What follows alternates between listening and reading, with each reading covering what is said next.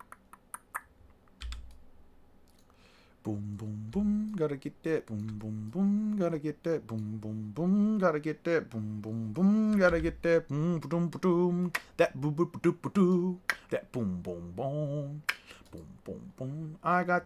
When you goon, there's a cooldown. I didn't know there was a cooldown. I don't know what the fuck you guys are talking about.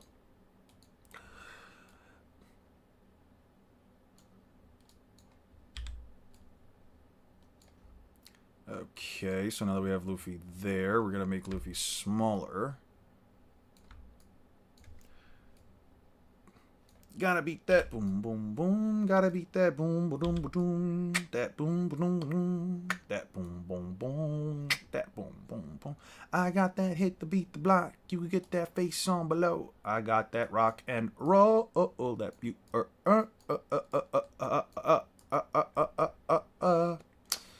I got that boom boom boom. Gotta beat that boom boom. Yeah, I got all these songs stuck in my head from yesterday. I was trying to find us like a specific song from like the 2000s that I just had like stuck in my head and I couldn't figure out what the fuck it was. So yeah, I just started listening to like a bunch of random shit and just a bunch of stuff that like that Hey Ya song. Hey Ya, da da da da. Hey Ya. Hey ya, hey ya. All right. That's enough of that. I gotta turn this, put it like that. Yeah.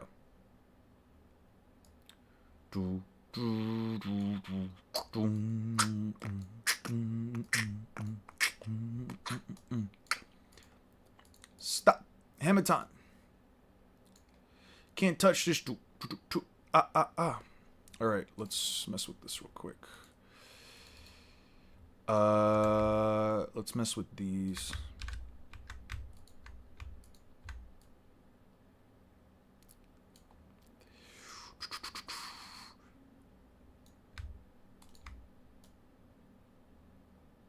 I'm just gonna... I'd rather not do this, but, you know, I'm just gonna... I'm on that supersonic boom. Y'all hear that spaceship zoom? One way and I step aside the room. Them girls go yeah. I'm on that HD flat. This beat go boom boom tap. I'm a beast when you turn me on until the surface Cybertron. Harder, faster, better, stronger, sexy ladies extra longer. All right, definitely gonna get copyrighted. I'm definitely gonna copyright it. Better stop. Stop. Hammer time. Can't touch me. Can't touch me. Can't touch me. Can't touch me.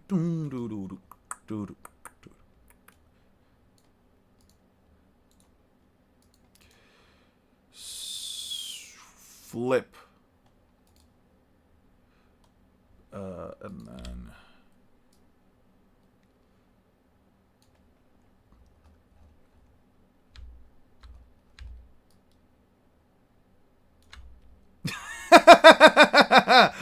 know for a fact that these continent splitters scale far below Dressrosa Luffy and Doflamingo. Don Quixote. Yo, just seeing a giant fucking flamingo behind Luffy's funny to me. Don Quixote do Flamingo is at least implied to be weaker than Cracker, considering he couldn't even hurt Gear 4 Luffy, and yet Cracker, considering he...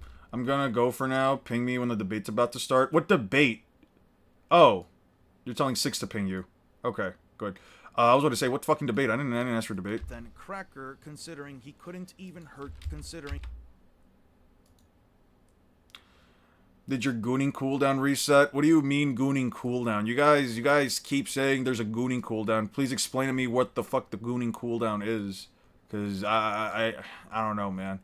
You guys are now just saying things. You guys are now just yapping to yap, and I'm having enough of that. Ooh, bars. Do Flamingo type shit. I've had enough with all of you. I turned that into my ringtone for my alarm. Well, isn't that lovely? Isn't that just the loveliest, lottiest, dottiest thing ever, man? Is at least implied to be weaker than Cracker, considering he couldn't at least implied.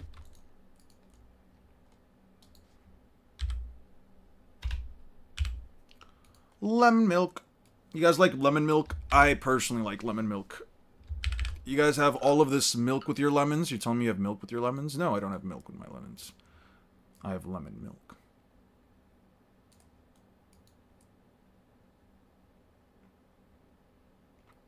We have Do, Flamingo, me, Hawk. Are you... Do we have Ray and Fa? Do we now?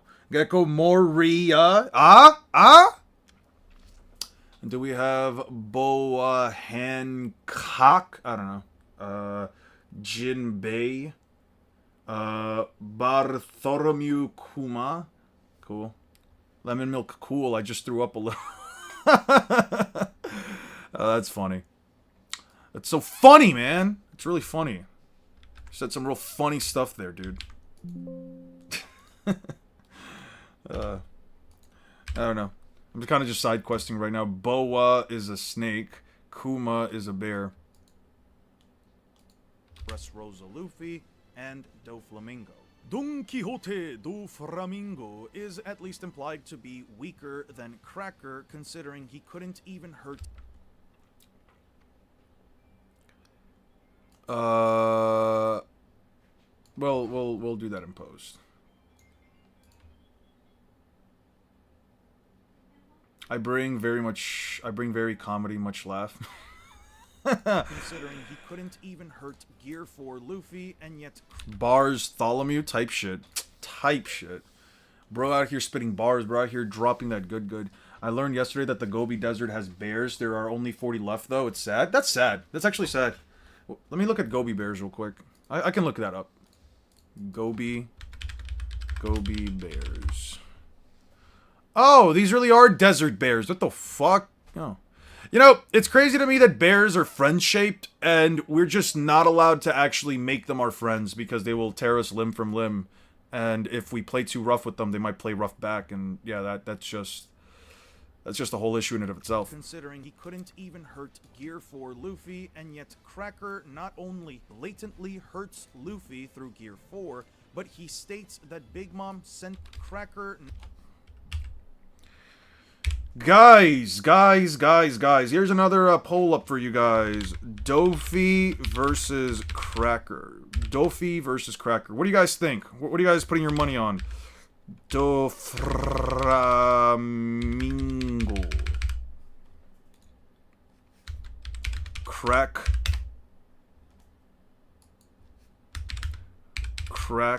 Ah! Write it! What the fuck? Crack. What do you guys vote for? Somewhere in space, we will find the space bear, dog, cat, and bird, no doubt. Anyone thinks Dofi wins, doesn't understand is a conquerors and has awakened. We might be giving Cat the attention Doflamingo needs. He has dangerous tools. He does have dangerous tools. Alright. Considering he couldn't even hurt Gear 4 Luffy, and yet Cracker not only blatantly hurts Luffy through Gear 4, but he states that Big Mom sent him... But he is clearly weaker than Katanali to take on Luffy after they heard he defeated Dofi. Cracker is clearly weaker than Katakuri, who blatantly power cliffs everyone Luffy has fought through raw power, speed, and even hacks in the form of Future Sight and his Devil Fruit Awakening. Power cliffs everyone Luffy has fought through raw power, speed, and even hacks in the form of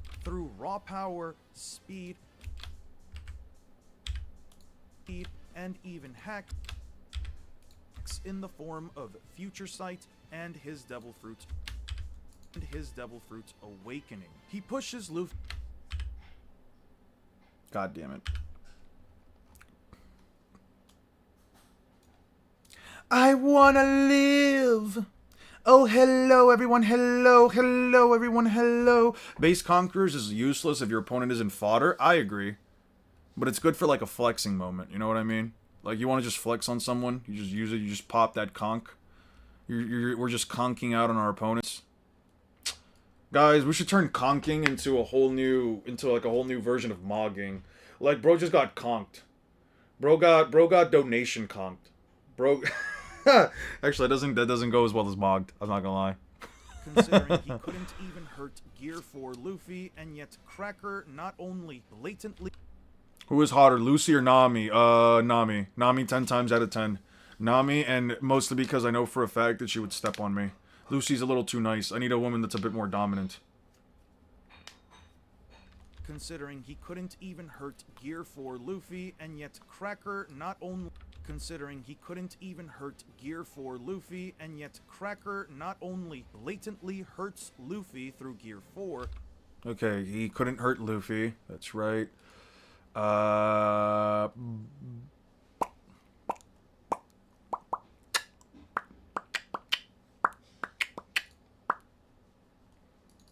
Okay.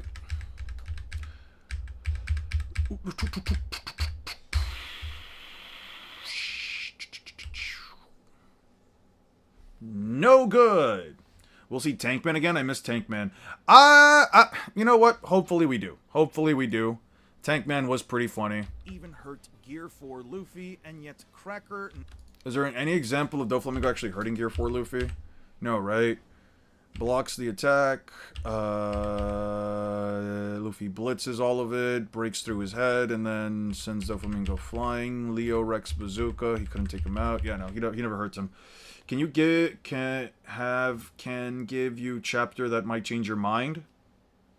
That song was stuck in your head. Was it Hey Ya? That's Outcast. No, it wasn't that song. I don't remember the name of the song. Luffy has more cake though. Listen, I'm a fan of cake. I actually love cake. I would say I love cake more than Booba, but I don't know, man. Something about Nami. Also, Lucy is apparently 17, so clearly I can't even say her in the first place. But yeah, no. I would still choose Nami regardless. Luffy, and yet Cracker not only blatantly hurts Luffy through Gear 4, but he's... Okay, now we go to Cold Cake Island. Now we go to Whole Cake on my island. When she cakes on my whole island? Type shit, bro! Type fucking shit. Here's the thing. Nami can look like a complete cutie baddie patootie. Nami can look like a complete cutie patootie baddie while not entirely dressing like, you know, like she's basically got no clothes on. Just ding the song. I probably know. How the fuck does the song go? Dude, it's like hard for me to remember. Fuck. If Luffy keeps eating that much in Elbaf, he could use Tankman against Emu. I would find it very funny if he did. Mama always uses her next move in motion. Straw Hat. Luffy is the man who defeated Doflamingo. Oh, she knew that Broly was in trouble, so she sent me. Luffy clearly shows a tougher time fighting against Cracker. Skidden, unlike Doflamingo, states that his color of armament is too hard. Comrade and Nation.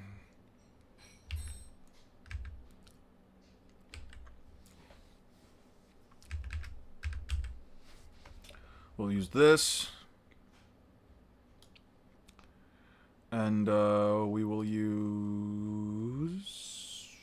this.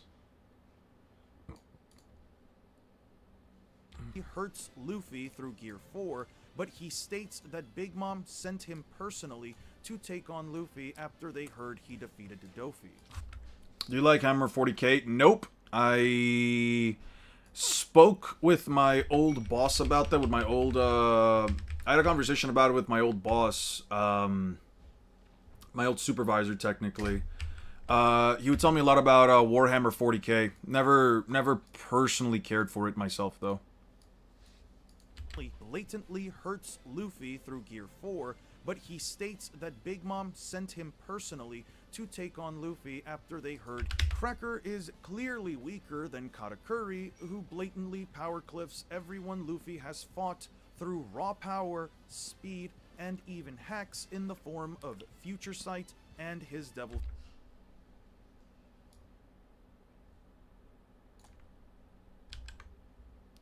Power cliffs everyone Luffy.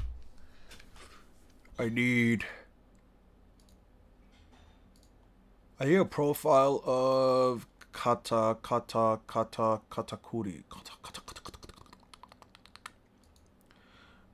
Games of late are pretty good between Rogue Trader, Dark Heresy, and Total War.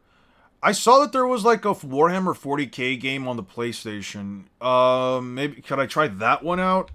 It was like a third-person shooter. It was like I think it was a third-person shooter. Can I try that one out? Is that one good? Gazkul Thraka.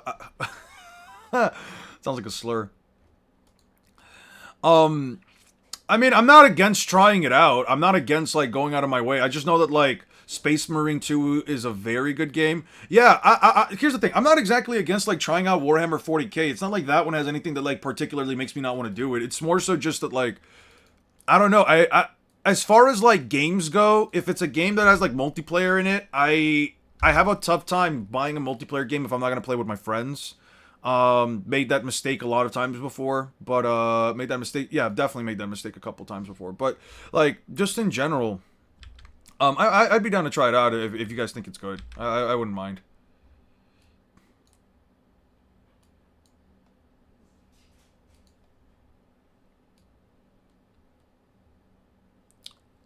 Oh, hello there, little brother. Oh, hello there, little brother, yes, yes. My big brother here will crush you, yes. It'll be freaking sick, yes. You stand no chance against the perfect older brother. His name is Katakuri. Yes, he is the man that we all achieve and hoped and aspire to be. Yes, yes, quite, yes, for sure. He is the man that we all aspire to be. Look at him. The visage of perfection. His back has never touched the ground, yes. He would be totally capable of fighting a Yonko. He just didn't want to against Straw Hat Luffy. Yes. He's freaking sick. I'm not talking like Bane. My name is not Bane. I am Bon. Yes. Through raw power, speed, and even hacks in the form of Future Sight and his Devil Fruit Awakening. He pushes Luffy farther than anyone he's fought up. There is no chance that someone like yourself won't truly understand the greatness that is I, Bon. Yes, it's going to be freaking sick, yes. Okay, more like lame. How dare you? How dare you call me lame? I am not lame. I am Bane! Ha ha! I don't know, man. Okay, what episode does Luffy fight Katakuri? I am Bon Clay. Yes. What if we made a character? His name will be... He will be both man and woman, but primarily, physically speaking, he'll be a man. What if he had the capacity to turn into anyone? Just... What? This Bon Clay, yes. He's gonna be freaking sick. He's gonna look like an absolute idiot, and he's going to, do ballet. Yes, ballet. My god. What if, and, you know, with the concept of ballet, what if we have him represent an animal? But what animal? After all, the only play I can think of, the only ballet I can think of is swans. Like a swan song. My god. Does Katakuri like his donuts extra creamy? Yes, he loves them extra creamy. Of course. Why wouldn't he? What kind of a donut isn't exceptionally creamy? It would be absolutely not freaking sick, yes. Can you fucking work already? Oh my god, this is why... This is fucking why, dude. This is why I absolutely hate fucking ads, dude. Ah, that's loud. Alright. Jesus Christ. I'm gonna fucking crash out, dude. I'm gonna fucking lose it, dude. Okay. Block ads. Allow only when clicked. Allowed on W Coast stream. And then let's just refresh this fuck-ass website. Loud. Speaking of turning into anyone in Clay, have you seen Clayface trailer? I have not. I think the only time that I've like necessarily cared for Clayface in the terms of like a series, you know what? Give me 1 second. The only time I've ever cared about Clayface in the context of like a series is like the Harley Quinn show, the Harley Quinn like show that they did. I think that's the only time I've ever like cared about the character Clayface. Why the fuck am I doing this now? Let me first check. Oh! What the fuck? What the fuck? No! I don't want the conclusion. I want the start. What the fuck, dude? 8:52, yes. Oh, yes, yes. 8:52, yes. Wonderful year. 8:52, I remember that year. The king wanted to behead me for my actions against his wife. Apparently adultering wasn't something that was, looked...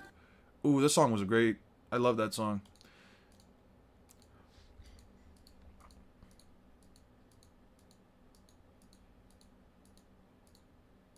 Alright, we'll just skip ahead.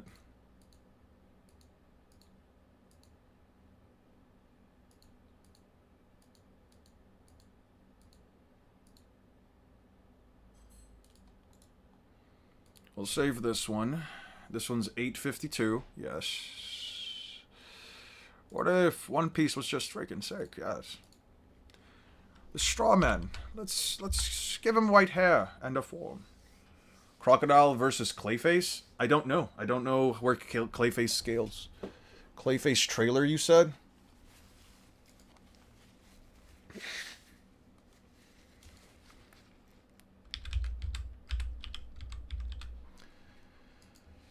Alright, what's up with the... Oh, this is just gross. Alright, what's going on here? Official teaser, beautiful face, blah, blah, blah, blah, blah. And then what? Okay, do you realize... Oh. Damn. Sucks for the dude. Unfortunate state of affairs for this, young man. The best Clayface is Stephanie. There is no way I'm sitting here talking about Clayface and all of a sudden this bullshit pops up. Alright. Nami's ultimate is broken. I've seen clips of this. I've seen like a clip of this. Like something, that guy. Because I've been thinking that bastard must have changed your clothes, but believe Divine Retribution is in my new fave. You ready, Suze? It's all yours. Lightning blast. Yeah. Oh, yeah.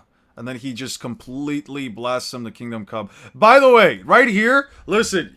You can say anything you want about, like, Lucy or whatever, but, like, nothing beats this cute-ass face that Nami makes right here. I love this face that she makes, dude. She looks so cute. I love it. Yeah. Oh yeah, also apparently Oda makes I think Oda stated, like, I think it was in an SBS or like describing the character design, that she technically is like naked underneath the loincloth, which I think is really fucking funny. Like, that was such a needless fucking detail that did not need to be added anywhere, and yet sure, why not? I guess Nami is just, you know, yeah, she's just naked underneath. Sure, why not, right?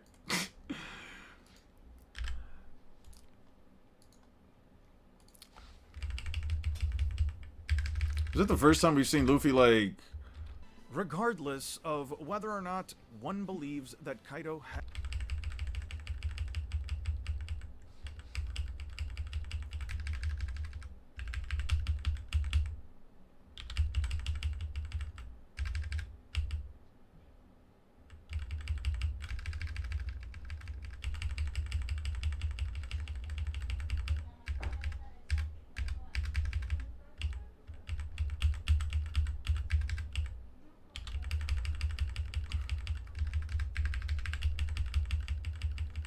Okay, so there's this power. Okay.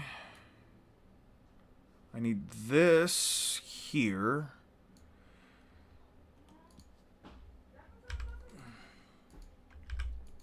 I don't think I need all of it.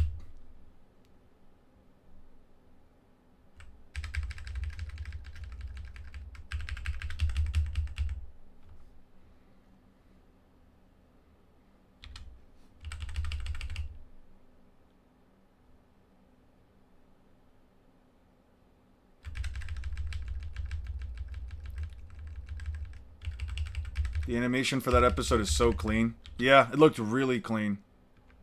It looked very much so clean. Speaking of Batman villains, a lot outside of very few realities or amps don't get above street level for sure. You really? I thought Batman villains would be a lot more powerful. Isn't like Batman's most powerful villain isn't it fuck, what's her name? Green Girl. What the fuck was her name? Rose. Killer Plant. Killer Rose. What the fuck was her name? The Green Lady. Ah, I forgot her name. Wait, no. I got this. Poison Ivy. Poison Ivy. Isn't she like... Yes, Poison Ivy. She's like the most powerful villain that Batman faces, right? Or like out of like... Isn't the Joker still the most dangerous guy in Batman comics? The Joker is the most dangerous, but I would say that Poison Ivy's probably like the strongest. Because doesn't she have like access to this thing called the Green? Which is like the life force of all plant and vegetations.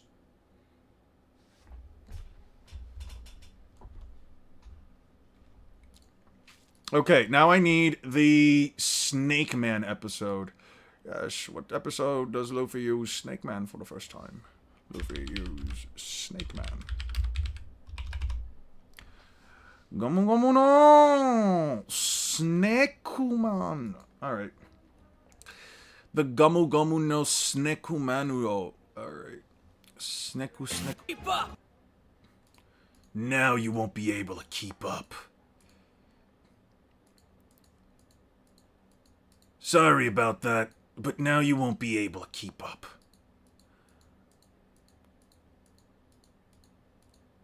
But what I need is speed. I need raw speed. What I'm missing now. The green. Yeah, the green. The green is supposed to be like super busted, dude. What the fuck? Is this just a screen recording of the episode? What kind of bullshit is this? What kind of garbage-ass quality... Even mind-controlled Superman? What kind of garbage-ass quality-ass BS is this? Whatever. 870.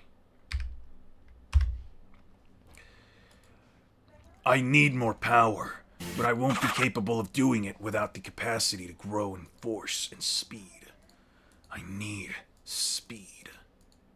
Speedo. Speed or stupid? Haha. Yep.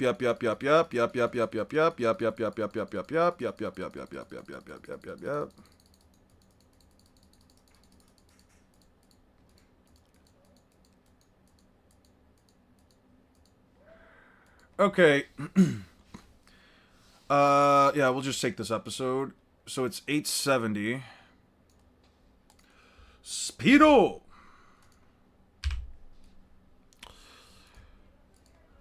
Grow.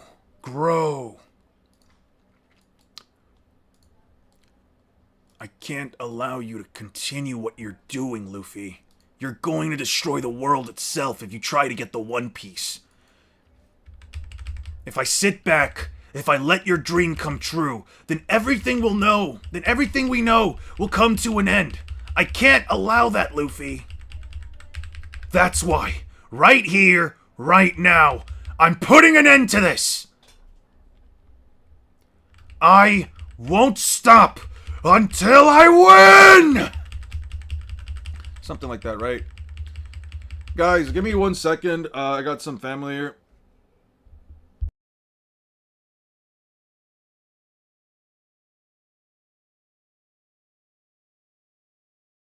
So wait, you're saying that there's a statement that says that Katakuri's power comes largely from Future Sight? I see now how he got power clipped. Let me ask you a question. Where'd you get that chapter from? What chapter is that? Can you type it in and I'll check it out in just a second. I'm gonna go say hi to some family.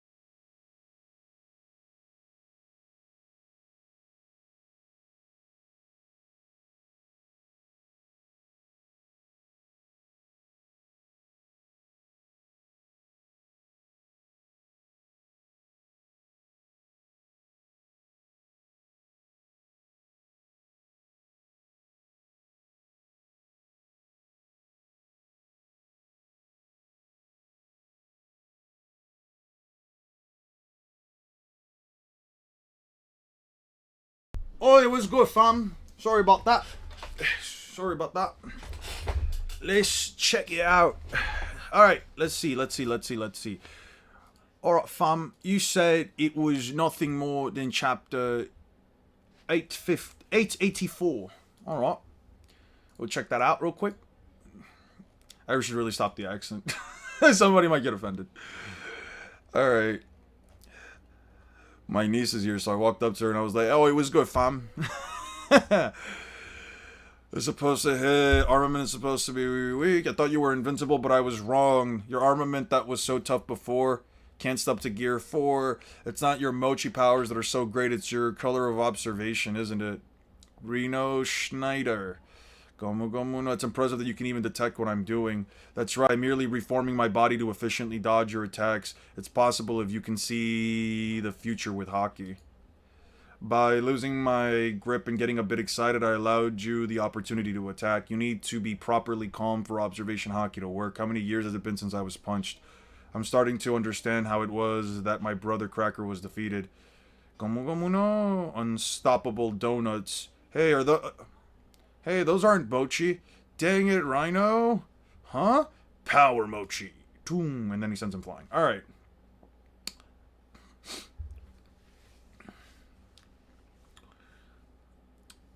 Really the issue with Batman and the Joker is that they have vastly been overscaled from what they were originally meant to be, which makes them less interesting. I agree.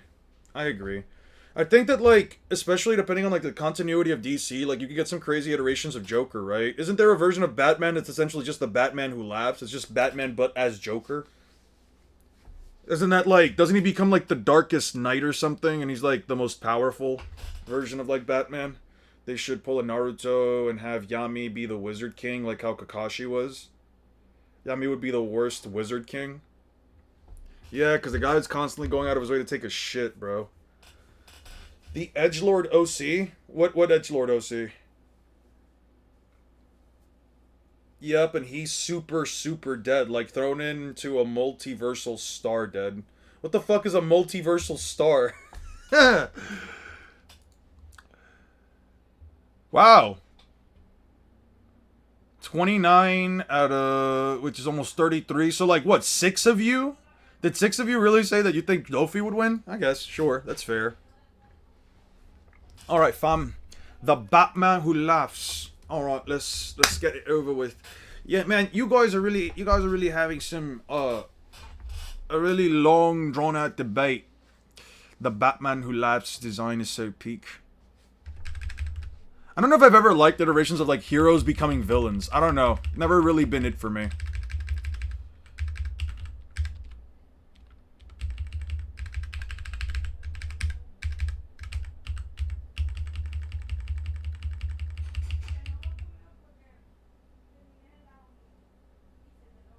Okay. Ooh, this is the scene I was looking for. This is the scene I was looking for.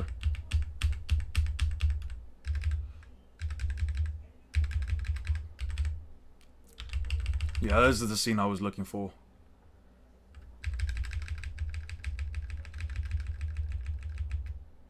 Okay, so this is all I need. So we're gonna go back. Okay, no, it's already edited down, so...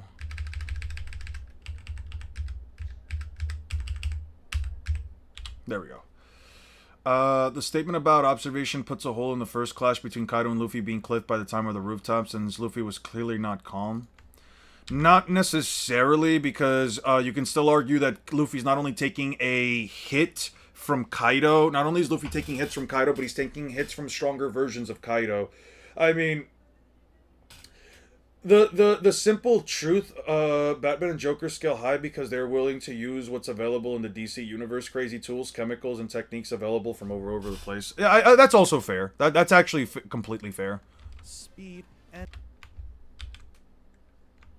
Oh, that moment is like 5 seconds long. Speed and even hacks in the... Speed and even... Oh wait, no, it's not supposed to be that long.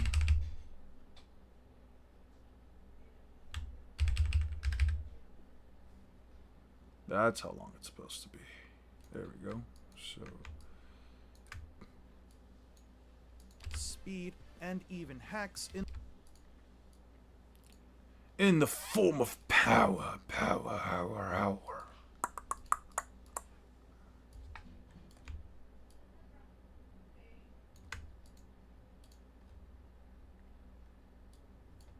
through raw power, speed, and even hacks in...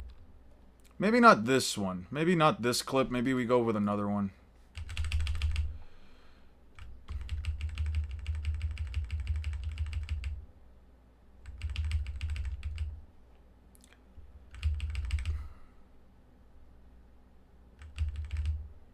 No, fam.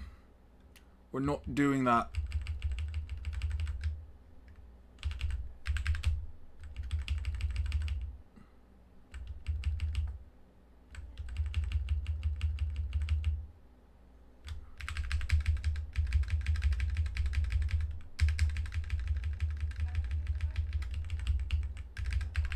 Okay, we'll do this instead. This.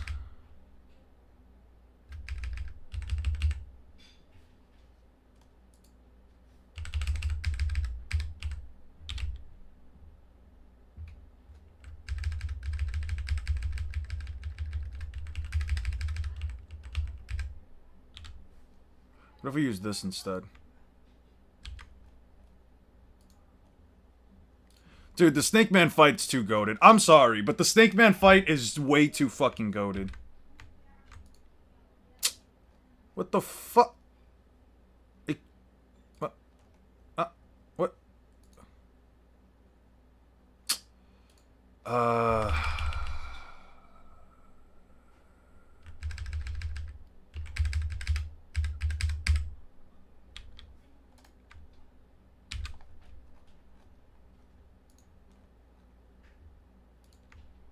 There we go.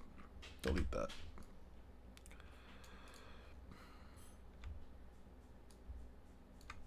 Speed, and even hacks in the form of future sight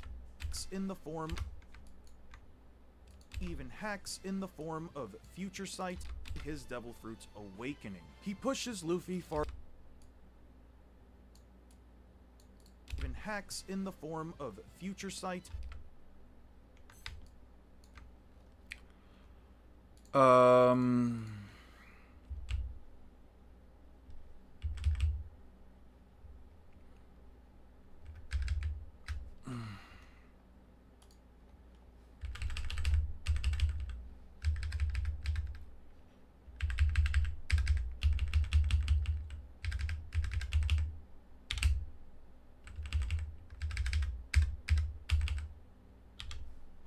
Yeah, Katakuri was a fucking piece of shit, bro. There's no way, dude.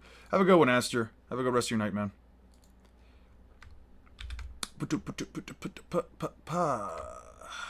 And even hacks in the form of future sight and his devil fruit's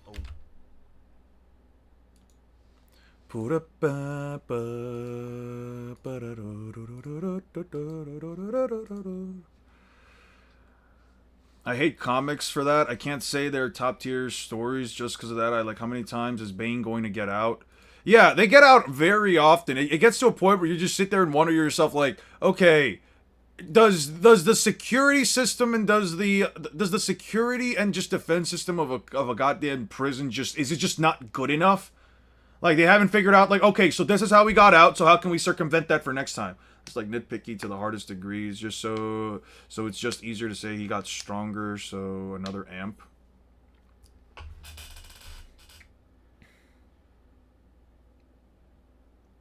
Luffy doesn't cleanly get another full amp from his gears to his base in the second bout. I disagree with that. Doesn't get another full amp from his gears to his base in the second bout. What do you mean by he doesn't get another full amp? I don't know what you mean. I have to check that again. Did Batman seriously get mad at Superman after he killed the Joker, or was he like silent? No, he was mad. He didn't like the fact. Heck, even when the Joker blows up millions and kills millions, Batman is more angry at Superman for killing him than the Joker, because killing the Joker doesn't fix anything. It doesn't bring back the lives that are lost.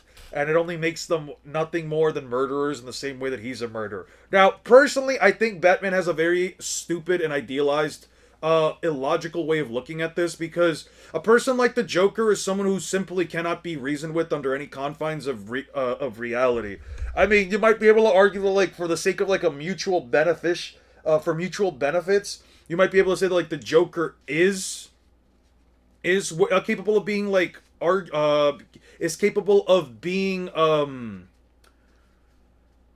reasoned with, but in most cases, no. The guy is a mass murderer. The guy doesn't care. He destroys lives for the sake of destroying lives. Like, the Joker is not someone who was ever given a fuck. So for Batman to sit here and be upset with Superman because, oh man, yo, you killed the guy that killed millions. Like, there's an old quote I remember that was like, you know how you say that Luffy in base is like light speed, and by the time of the rooftop, he is as fast as Gear 4 before, so like 40 times or whatever? I don't think his base upscales happen that clean. Actually, I do think that they happen that clean, I just don't really go into it for the most part, because, I don't think it's necessary, but like, Luffy's base does consistently upscale. You can look at the Doriki argument. If you throw in Doriki into the equation, as I've explained many times before, one of the reasons I don't use it is because people like to bitch and complain about it. At literally any time somebody tells me, does Katakuri use his awakening? Katakuri use his awakening. I mostly never really bring up Doriki in many of these conversations. I didn't develop this argument that well. No. You're fine. So, like, with Doriki, we know for a fact Luffy becomes 4.9 times stronger from his fight against Bluno, right? If you just give it, like, a simple quantitative value, he becomes 4.87 times stronger because he beat Bluno, right? He had a Doriki of 820. Luffy said he couldn't beat him, and then, you know, curb stomps him with second gear and is keeping up with Lucci in base, right? So we know that with a non-consensual one-off fight against each other, Luffy becomes almost 5 times greater, and if we agree that, like, even on the lowest metric possible, right? Even on the lowest metric possible, if we agree that Gear 4 is at least a 30 times amp, then it's very easy to argue that Luffy does become more powerful, because his fight against Katakuri, so the Greek Health Scales is past base to that degree? I'm not sure at the moment. Okay, so let me put it like this, right? Let's say Luffy's base... I'll bring it up here. Actually, I'll explain like this, right? So, Luffy versus Bluno. Luffy versus Bluno means that his Doriki is... Where's that thing? Right here now. Is approximately 820, right? Luffy versus Lucci. Luffy versus Lucci means that his Doriki is approximately 4,000 now, right? That's a difference. That's a difference of about 4.9 times, or more so 5 times, right? Now, the difference, if Gear 4 is at least a 30 times amp on the lowest metric possible, you can actually make the argument that Luffy can grow exponentially faster and stronger based on Doriki, because the difference between Gear 4, a Gear 4 amp, is basically just 6 times however much stronger Luffy became than Bluno after fighting Bluno, right? And we also know that Luffy's fight versus Bluno was extremely one-sided. The simple addition of Future Sight when he dodged Kaido on the rooftop can be seen as the reason he can now dodge Kaido. You can argue that, except that's not a possible reason for two things, right? Future Sight, and Observation Haki. And Observation Haki are both reliant on your speed, right? They're both reliant on your speed. So just hear me out on this, right? If you actually go to the Luffy versus Katakuri fight, what happens during that fight, right? Luffy fights Katakuri for about 11 hours straight, but at this point in the series, he's now keeping up with Katakuri, whereas before, Luffy was getting absolutely curb stomped by Katakuri in Gear 4, right? Luffy pulls out Gear 4, and as soon as Katakuri fixes that, he basically completely outspeeds Luffy. Even while using Observation Haki, Luffy just cannot even remotely dodge anything that Katakuri does. Katakuri is keeping up, which means that the difference between Katakuri...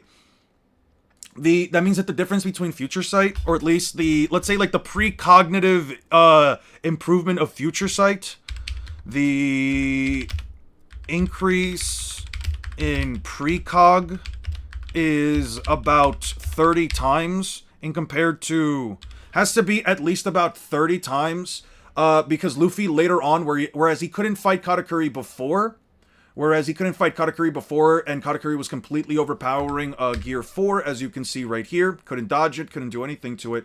Luffy now in base is now not only dodging Katakuri, who's also using Future Sight, but he's able to keep up with him a lot more consistently than he was before, right? In Gear 4, he couldn't do it. With Future Sight, he is capable of doing it, right? Now, you could say, well, doesn't that just mean that, like, through Future Sight, it's just offering that big of an amp? But remember that you still have to be physically capable of keeping up in speed.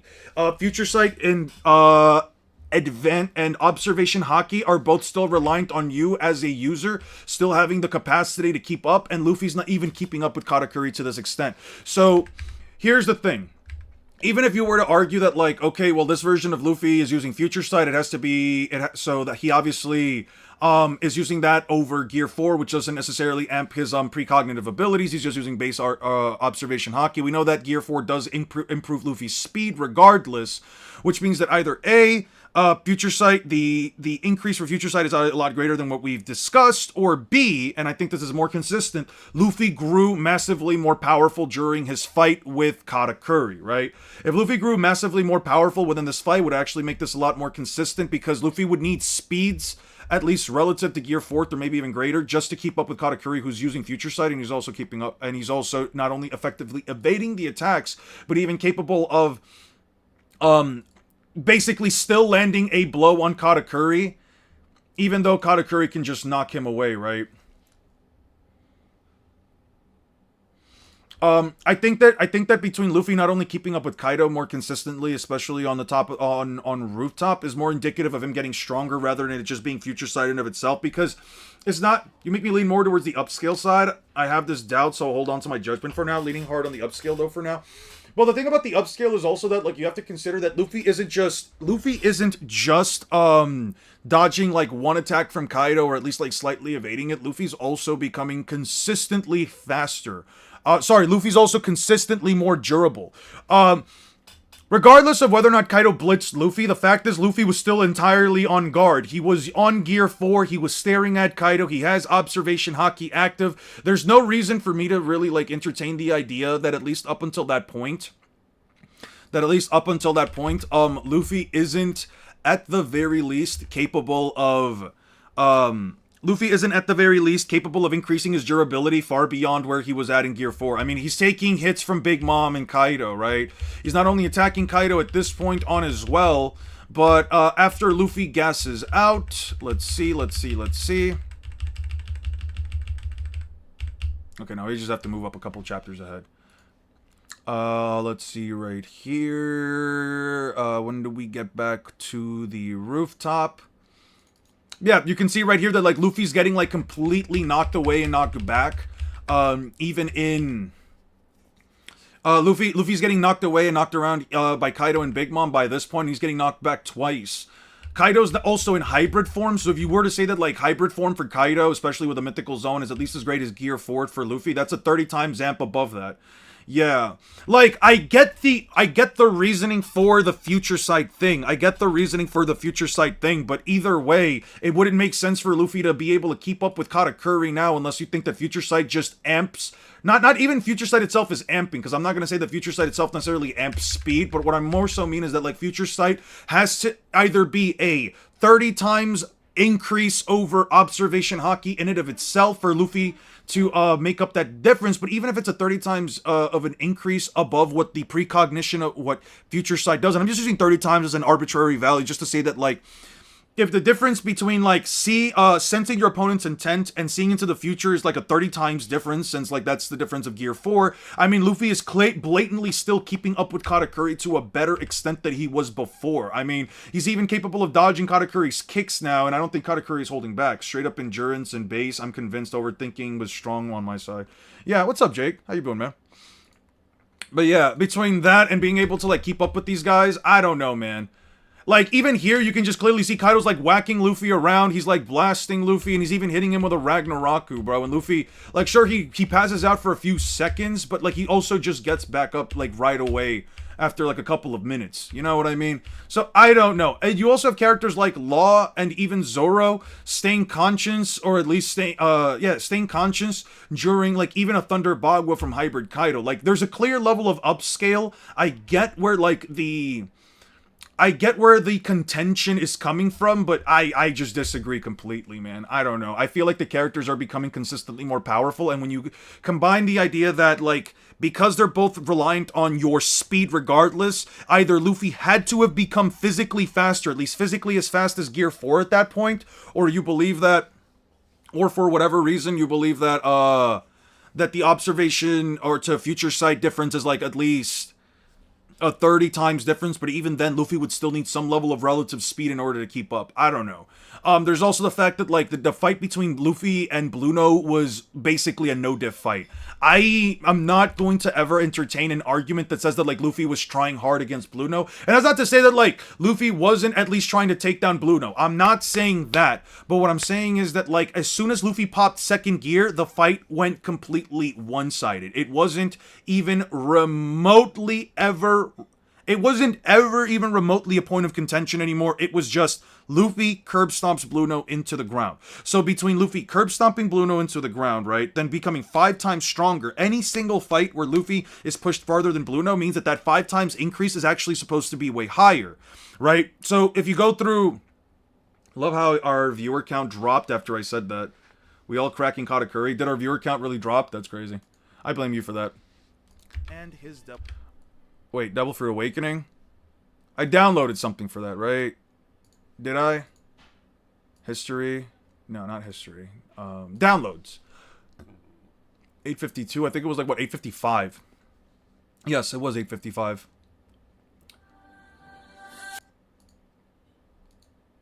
Katakuri. Yeah. I don't know, man. I would personally argue. That they have gotten stronger, but yeah, you know, if you don't agree, I think that is completely fine.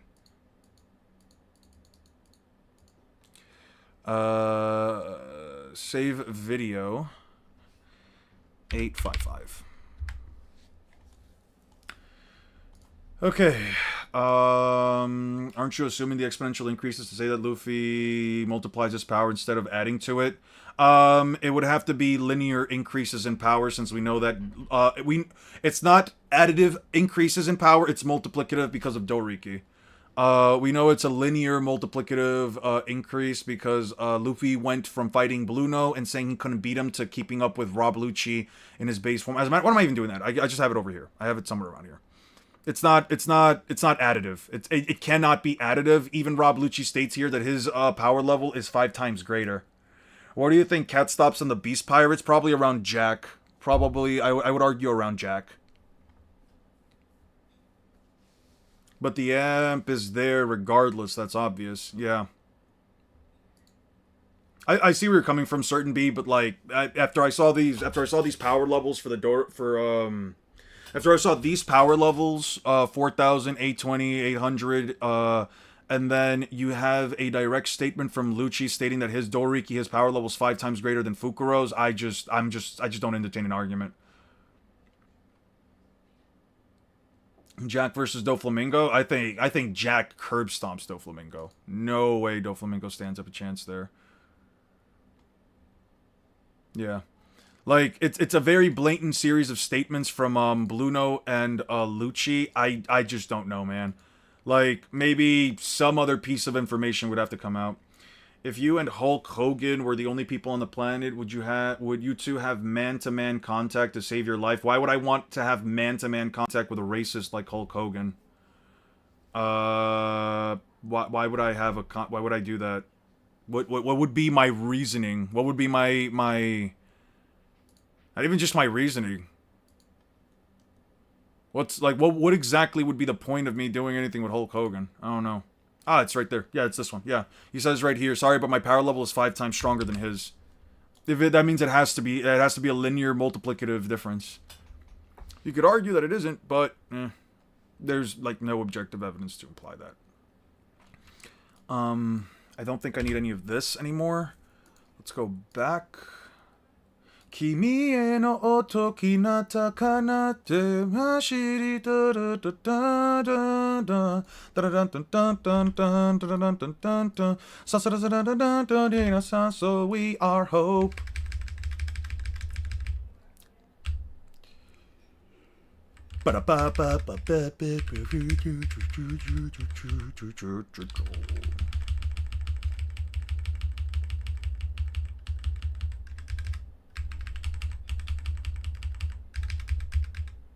King over Katakuri?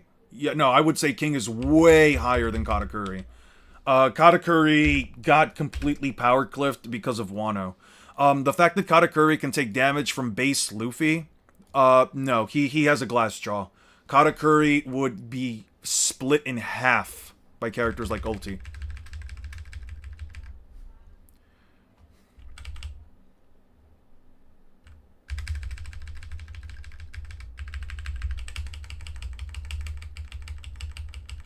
Okay, I don't need that much.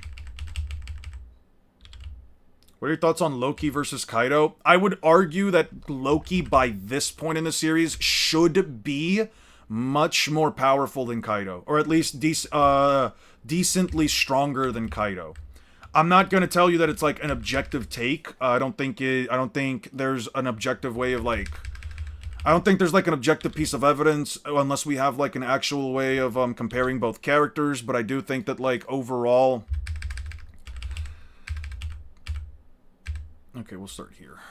So we'll do that. Put this here, and then we'll put this little clip right here. group them. Yeah, they got power clipped hard. Kaido is a bit of a harder topic to like talk about in terms of the power clipping, but I think that he is just as susceptible as any other villain. I think he's just as susceptible as any other character. Every other character's been power clipped to an extent. Kaido is no different. I would also find it weird if like Kaido is still the tippity top of the verse that we've seen as of now. And again, there's no direct bridge that we can go off of besides like just using Luffy as a comparison. But even then, I don't know. His I would. devil fruits awakening. His devil fruits awakening. He pushes Luffy farther than anyone he's fought up until this point in a fight that goes on for over 10 hours and is probably considered one of the biggest generational beatdowns in One Piece history. So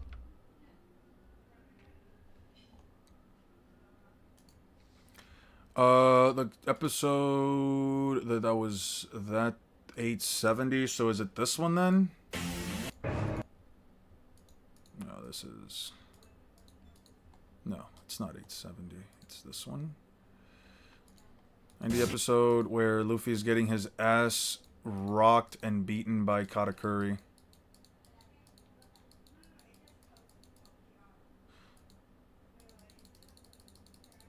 Yeah.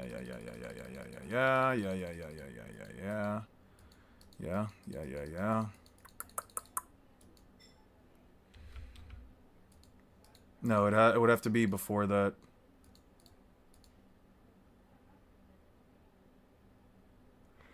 All right.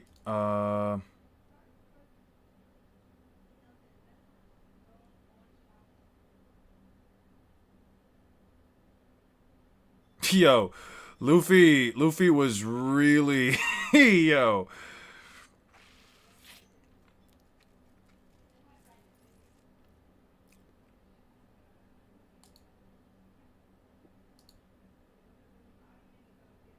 Yeah, Luffy landed a hit on Katakuri. Yeah, base Luffy landing a hit on Katakuri. Yeah, no advanced Conqueror's coding or anything. Yeah, no, Katakuri gets curb stomped, dude.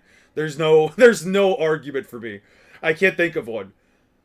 Kaido was kind of starting to get power clipped by the time of Egghead when Warcury straight up tanked. Yeah, no, we started to see at least some levels of power creep. Imagine saying One Piece characters beat anything in Shippuden has to offer unless it's sheer bias. Actually, you can easily argue it because Shippuden characters are not that powerful. Have you ever played the XCOM games? I tried one of them. I think it was like XCOM 2. This was pre-Hockey Bloom. This... Actually, this would be post-Hockey Bloom. This would be post-Hockey Bloom because after this, Luffy essentially goes through... This would be post-Hockey Bloom because it's after this that Luffy goes straight into Gear 4 Snake Man. I would say this is post-Hockey Bloom. Yeah. Katakuri, I'm better. I'm you, but better. Yeah. She has no Juraneg. Got bruised by base Robin. But yeah, XCOM 2 in general is way harder, even. Shippuden characters have done more than say stuff than anything in One Piece. Can you show me a Shippuden character? Can you show me a non-six-path Shippuden character cause a continent level feat? Can you show me a single statement or feat from Shippuden Universal Wave Pool that implies the character can affect in large scale a continent or remotely damage a continent to a high degree? Can you show me something like that, please? I think that we're kind of overestimating what Shippuden characters are capable of, but I'm willing to help you make an argument. Easily Pain turning Konoha into ashes. Konoha isn't a continent, so I don't know why you're making that argument. Konoha is a village. It's a village, and it's, what, maybe 30 kilometers? I don't know any continent that's only like, what, 20, 30 kilometers big. I'm personally not that aware of any continent that's only a couple of dozen kilometers big. That's quite of an interesting little take, though. I mean, I don't know, man. I didn't know that the village hidden in the leaves was the size of a continent, dude. That's news to me. I'm sure it'd be news to everybody else here. Okay, did we download the episode? Destroying Konoha. Konoha is a fictional place. There's no correct method to say it's not a continent. Well, no, you can't argue that it's a continent in the first place. For you to argue that it's a continent, for you to argue that it's the size of a continent, you would need some kind of objective piece of evidence, right? I'm asking you to provide that because you're saying that pain destroying Konoha was a continental feat. So can you please express to me? Is a planet on its own? Yeah, Konoha is totally a planet on its own. It's the size of a planet. Anyone who tells you that Konoha isn't the size of the planet and pain is planetary by sheer virtue of that is clearly a fucking biased little goon. But, you know, we only use facts here, right? How many ninja do these guys think live in a village? I don't know, but, you know, if you were to split up the number of the shinobi that exist within the Shinobi Alliance in equal parts to each and every one of them, it's only about 16,000. And last time I checked, 16,000 people living in a village, in addition to, you know, the actual population of the village. Let's just say, like, let's just triple it. Let's just say, like, a quarter, not even triple, let's quadruple it. That would still mean that there's only under 100,000 people living in Konoha, which would actually make it basically like a city. Konoha would basically be a city, you know? Yeah. Konoha is like the size of a multi-solar system. Yeah, Konoha is that big, you know? Who knew that Konoha was that freaking big? I mean, we haven't seen the Almighty Push to its full effects. Just Konoha. No, who knows? It could be greater. So why can't it be? Can it level a continent? Because it has no feats. And because it has no feats or no statements, it would just be headcanon. You can try to argue your best. You can try to use whatever headcanon and mental gymnastics you want to try and say that, you know, well, we've never seen the full extent of an almighty push, even though that was the biggest almighty push in the entire city, in the entire series, right? Because if that's the biggest almighty push, then we can at least assume that that's probably on the upper end of what an almighty push can perform, and yet, oh, look at that. It blows up a city that has, you know, less than, what was it again? Oh yeah, would have less than 100,000 people living inside. But let's just say even 100,000 people lived inside Konoha, right? Konoha has been stated to be infinite multiple times. Are we dead ass? Yeah. Konoha's like multiple infinities large, right? It's not stated anywhere. It's not shown anywhere, right? But it has to be, right? Because we're talking about what's his face? We're talking about Naruto, right? And if it's Naruto, that means they have to clearly scale that high, right? You can assume it all you want, but at the end of the day, it's all based on actual evidence. If you can't provide the evidence, it basically amounts to nothing, right? Where are we at with this? I have to reach 30. He pushes Luffy farther than anyone he's fought up until this point. Konoha is like a tough place to destroy. I don't see your point. Why is it tough place to destroy? Where is it implied that Konoha is extremely durable in any capacity? Be 60,000 to 100,000 in population? Yeah, that's still pretty damn small. It's not made out of paper. It's very durable. No, Konoha is made out of metal pipes, stone, and wood. All the buildings in Konoha are essentially made out of some kind of either cement or stone. A little bit of wiring on the inside, since we do see some bits and pieces of scaffolding on the inside, and basically just wood. The village is essentially that of a wooden, hard village. It is not that impressive. Konoha has no statements of it being that a durable village, so I don't know where you're making this stuff up. But it's literally rock and mountains, like what? No, Konoha is not a mountain. Konoha is not rocks and mountains. Yeah, that's basically what most cities are made out of. Have you ever seen a concrete city? We going to figure out that 2000 song? We'll figure it out at some other point. It's the one that goes like dun da da da da dun dun da da da da dun dun da da da da dun dun da. I think like a girl sings it. I saw like a TikTok with it. I saw like not even a TikTok. I don't have TikTok. It was like a short. I saw some like random short on Facebook with it, and it had like the song in the background, and it's better than anything One Piece did. So wait. You're arguing that a regular village made out of stone, a bit of metal, bits and pieces of metal on the inside of the stone, and wood is more durable than anything in One Piece? Universal wave pool. Can I just ask you a question? Do you know what the definition Missy Elliott's Get Your Freak On? Is that the song? Let me look that up real quick. Let me look that up real quick.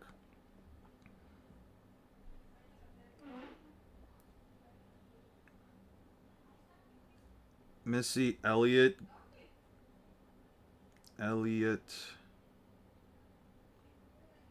Get your freak on?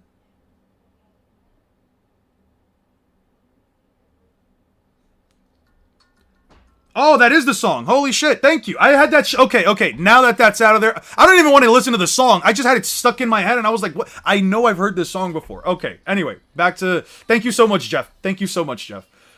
Show him what Luffy did to Dressrosa? Sure, I'll show him what Luffy did to Dressrosa. Because clearly, I mean, listen, I'm just saying, if you're thinking that, like, oh, a regular town, city, village, whatever, is, you know, that, I mean, here's just a picture of what Luffy did from the impact of his opponent hitting the ground. Oh. Damn, I guess I never paused it. Anyway, yeah, this is what Luffy did. So, yeah, I would say Luffy can probably just do the same thing Pain did to Konoha on a larger scale. Considering this is the impact of his opponent hitting the ground and not of Luffy's punch touching it. I don't know, man. I don't know. Universal Wave Pull, I'm gonna be honest with you, dude. I'm not really getting a good argument from you here. Just, well, it's better than anything One Piece did? Alright. Sure. Fantastic. He pushes Luffy farther than anyone he's fought up until this point in a fight that goes on for over 10 hours and is... Can we infer this as irrelevant? No, it's not irrelevant.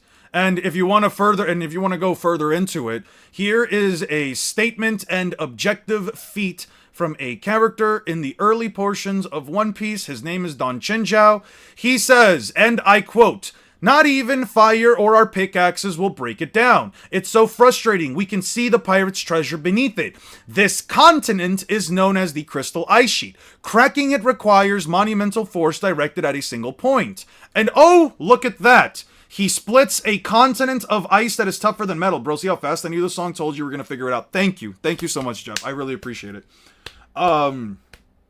Thank you. Oh, look at that. A continent of ice. But wait, Eon, that's inconsistent. There's no way that a One Piece character is ever going to be that powerful. Of course not. One Piece characters are like city level at best. They don't do anything like that.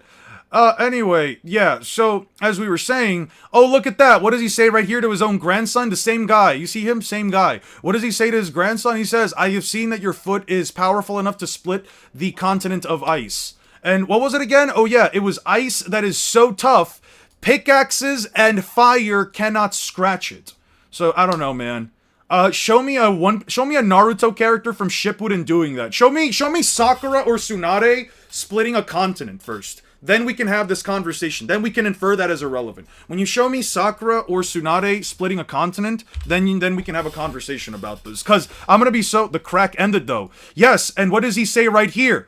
Cracking it requires monumental force directed at a single point. And what does Bon Clay, you know, another character completely separate from the story, but 188, 500 chapters apart, what does he say? Let's see what Bon Clay says. Bon Clay says, right here, whoa, he punched a hole through the wall. That's a good thing you ducked.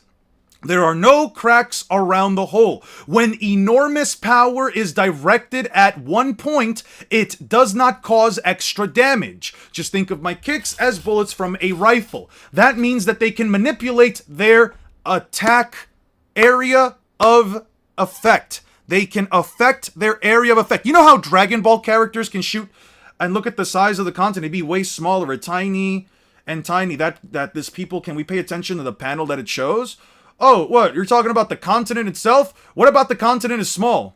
What about the continent is small? Because last time I checked, you said that it ended. Yeah, it ended. Because he can manipulate the area of effect. He only wants to split the continent up to a certain point in order to find his treasure. That's all he needs to do. And yet, oh wait, look how far it goes. Oh wait, and look, there's still more continent back there. Oh look, it's not even a small continent. What's your argument then?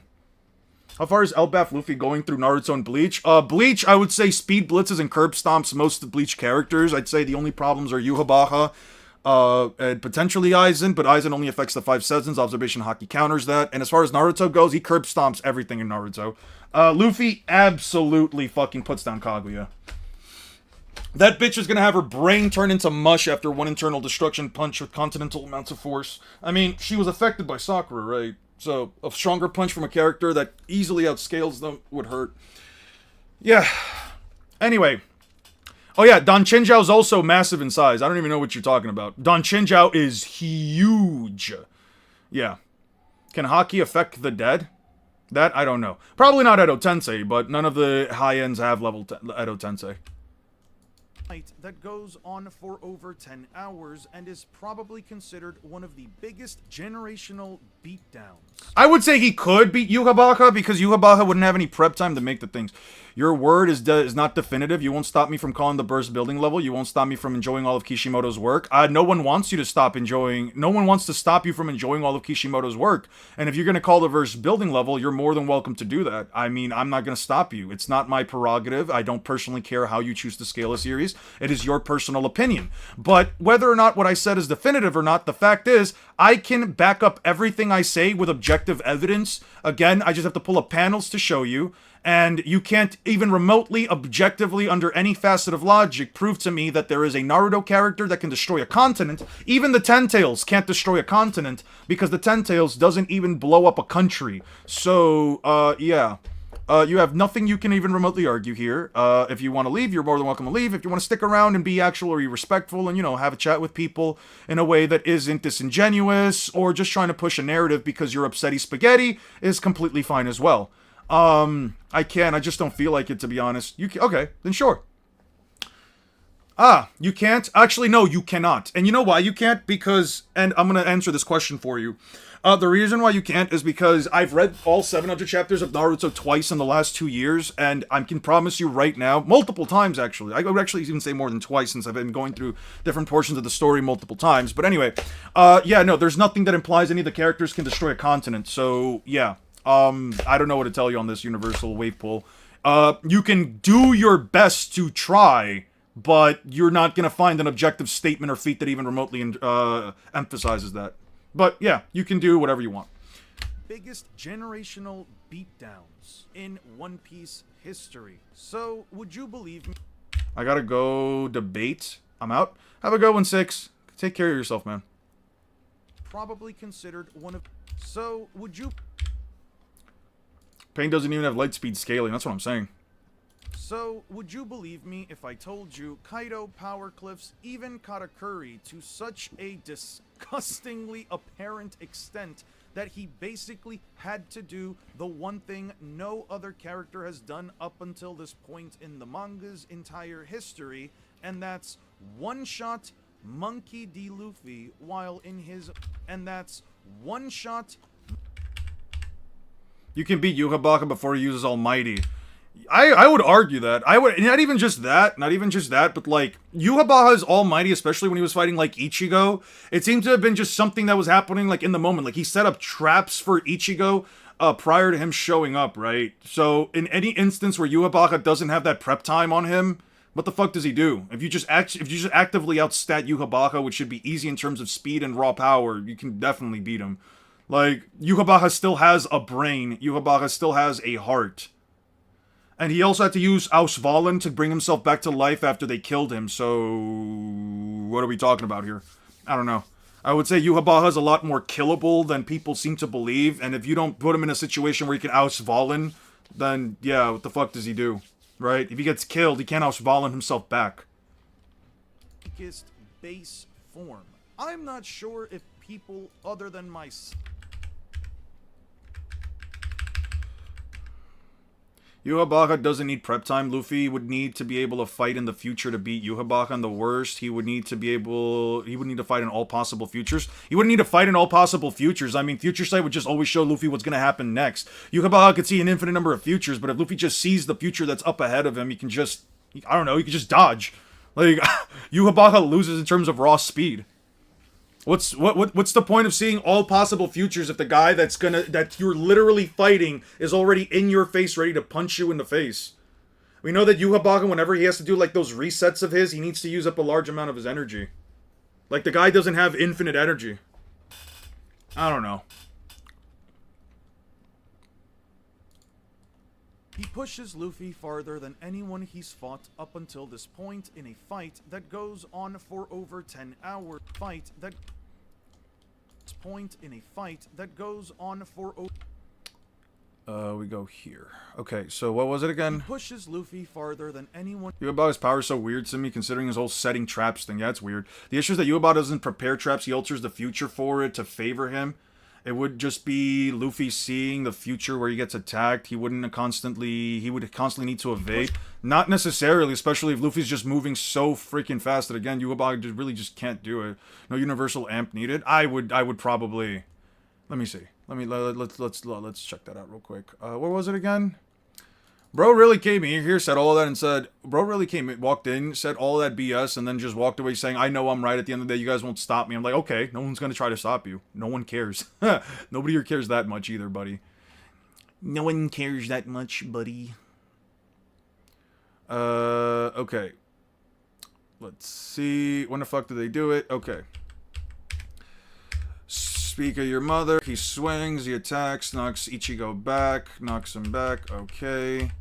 Now they're just fighting with that power bullshit. Jumps. Are you afraid of my power? He steps back. Strong died. Okay.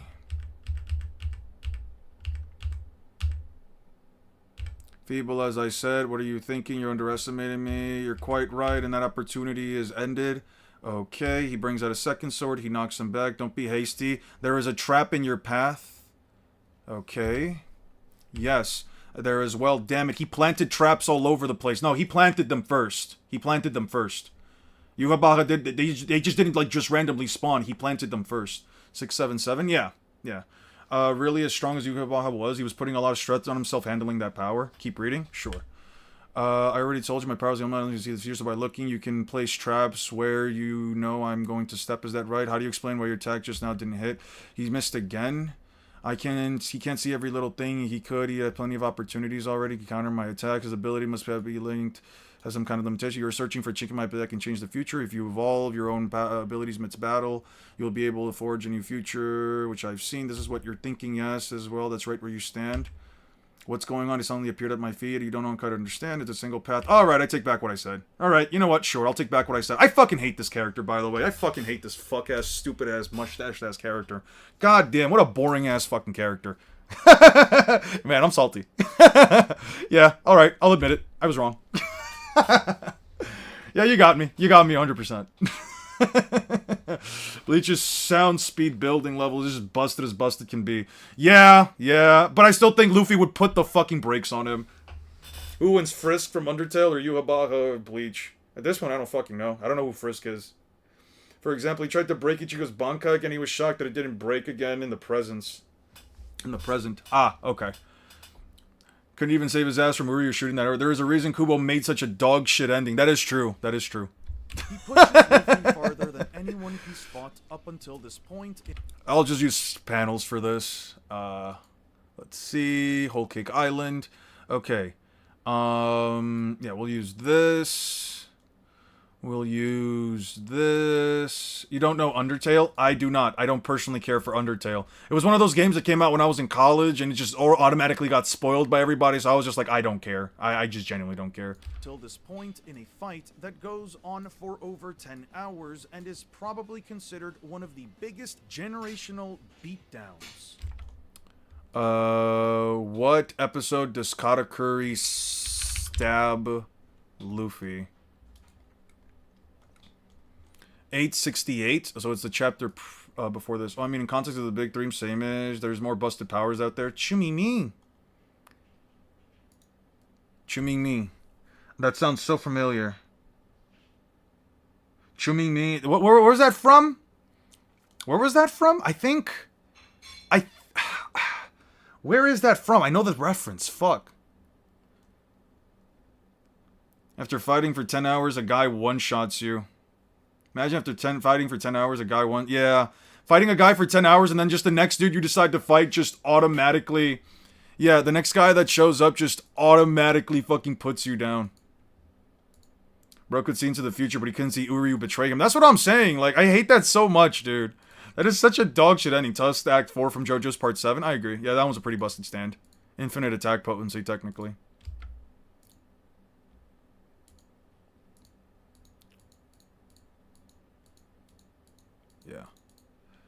That's not the episode Stab Luffy. Yeah, no, not that one. Jesus, it's loud. Fucking hell. Alright. You slipped?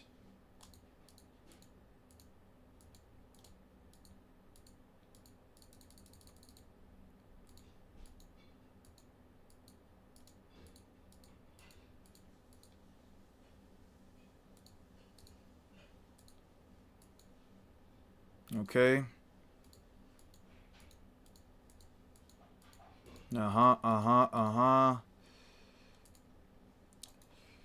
Save video.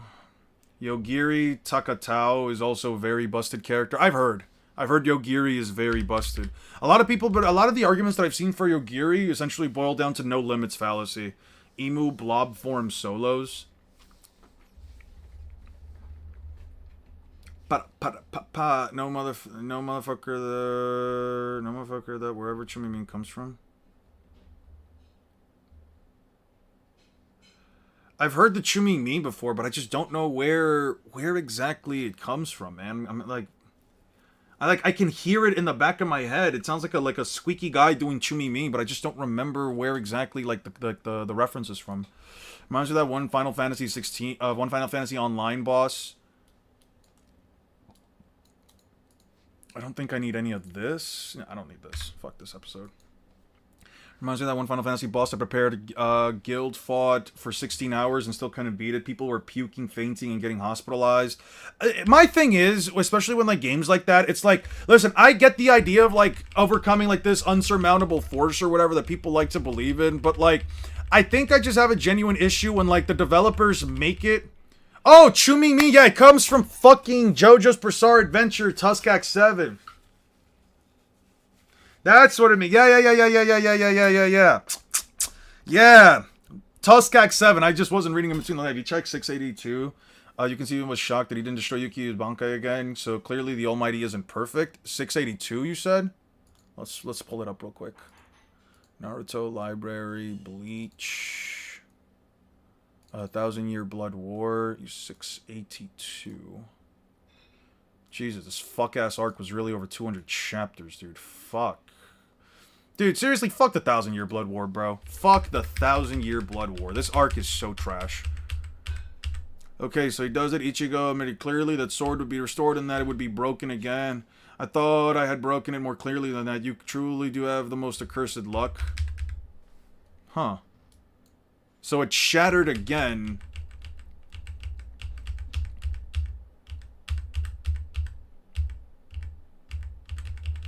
Yeah. It comes from Tusk Act 4, motherfucker. I will slaughter you. I hear you, man. God damn. Jesus Christ.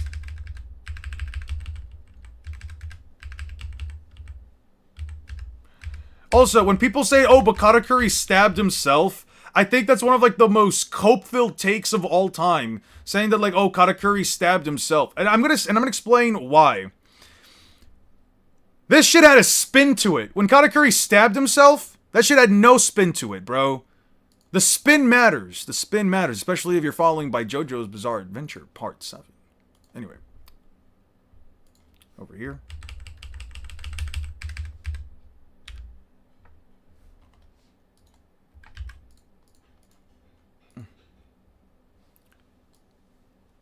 Okay.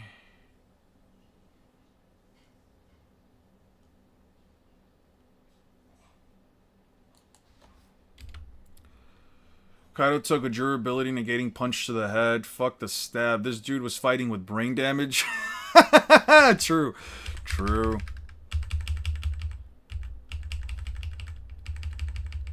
Katakuri got so mad that Luffy literally fucked up that he just started beating the ever-living fuck out of him. When does he rush Luffy down with all those punches? Yo.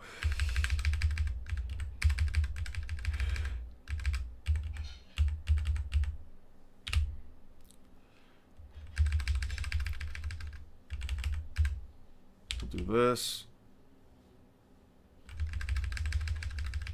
Yo.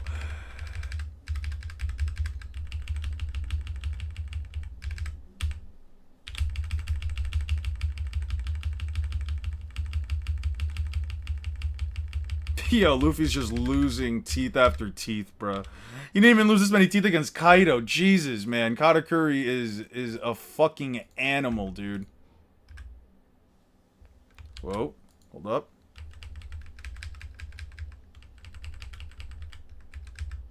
Okay, so put these two together. Keep those together. Cool. Delete this, because I don't need that. And then we move these here. And then we pick up all three of these. Let's just pick up, move over here. Probably considered one of the biggest generational beatdowns in One Piece history. So, would you believe me if I told you Kaido power cliffs even Katakuri to such a disgustingly apparent extent that he basically had to do the one thing no other character has done? Probably considered one of the biggest generational beatdowns in One Piece history. So, would you believe me if I...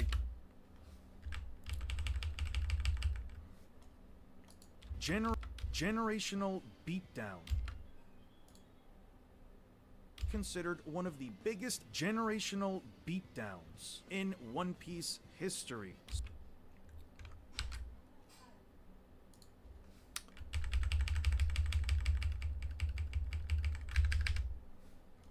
We'll just remove this portion right here, and then we'll make it all smaller.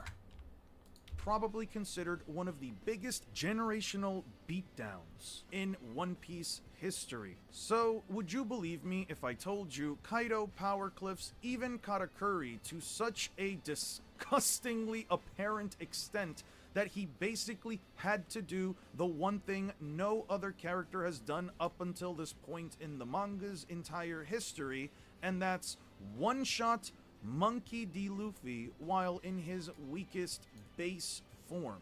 I'm not sure if people other than myself. So would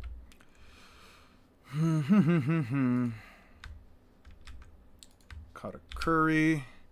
Where is Kaido? Kaido. Oh, Kaido.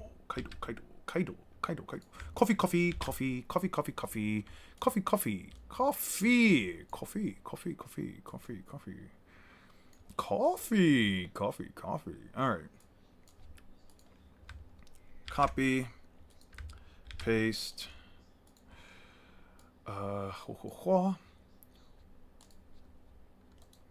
we go. Alright. Now we have that out of the way.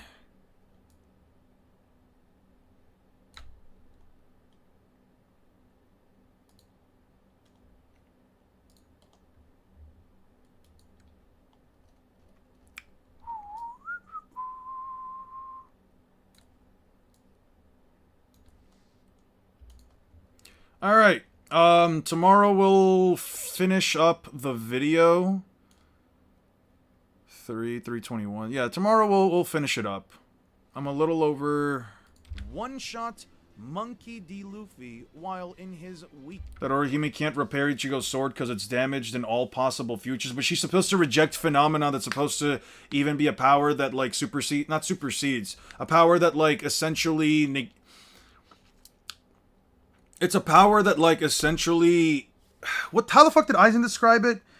Like, her power essentially, like, negates that, like, works of the gods or something like that. It's supposed to be, like, antithetical. Like, that's so stupid, bro. Of all things, but, okay, so my problem with it is, it's supposed to be destroyed in all possible futures, but she's supposed to reject the phenomena of the blade being split in half in the first place, which doesn't make any fucking sense. How do you reject any and all phenomena, but can't reject this? But then somehow a guy that's weaker, potentially, than Orihime, just stabs the sword itself, or stabs Ichigo, and apparently just, like, rewrites the past. Like, that just doesn't make any fucking shit.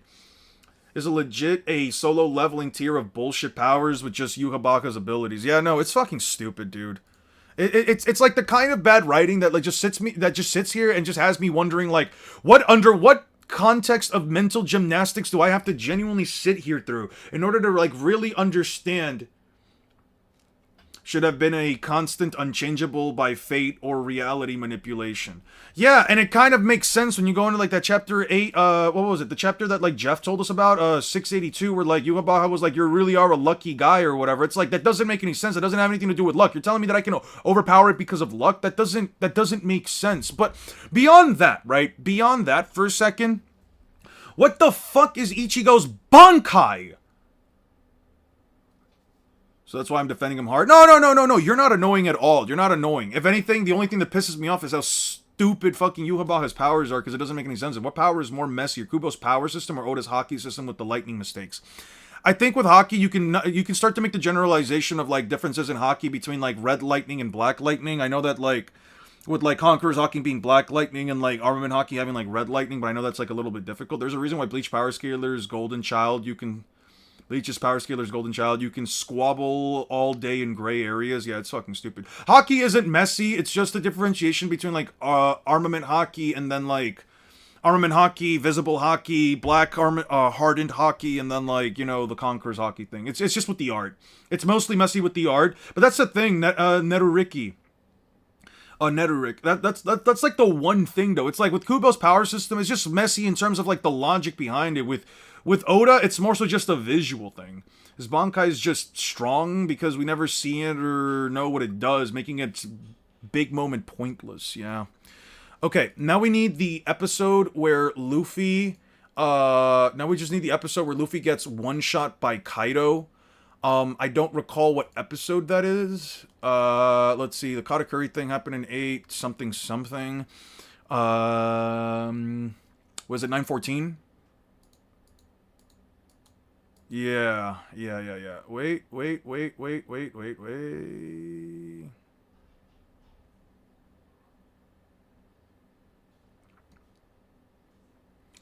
So it was 914. It was 914. So we'll do 914 real quick. Bleach wins with messiness. Yeah. A bigger sword is and better stats are his Bankai. No, we know that. Vice Admiral Kai, we know that for a fact, but that's not. But the issue with Ichigo's Bankai is that it's supposed to have an actual ability that's supposed to make it that even Yuhabaha himself states like that blade of his is supposed to be dangerous, that Bankai of his is supposed to be like extremely dangerous, but we never see what the actual confines of it actually are.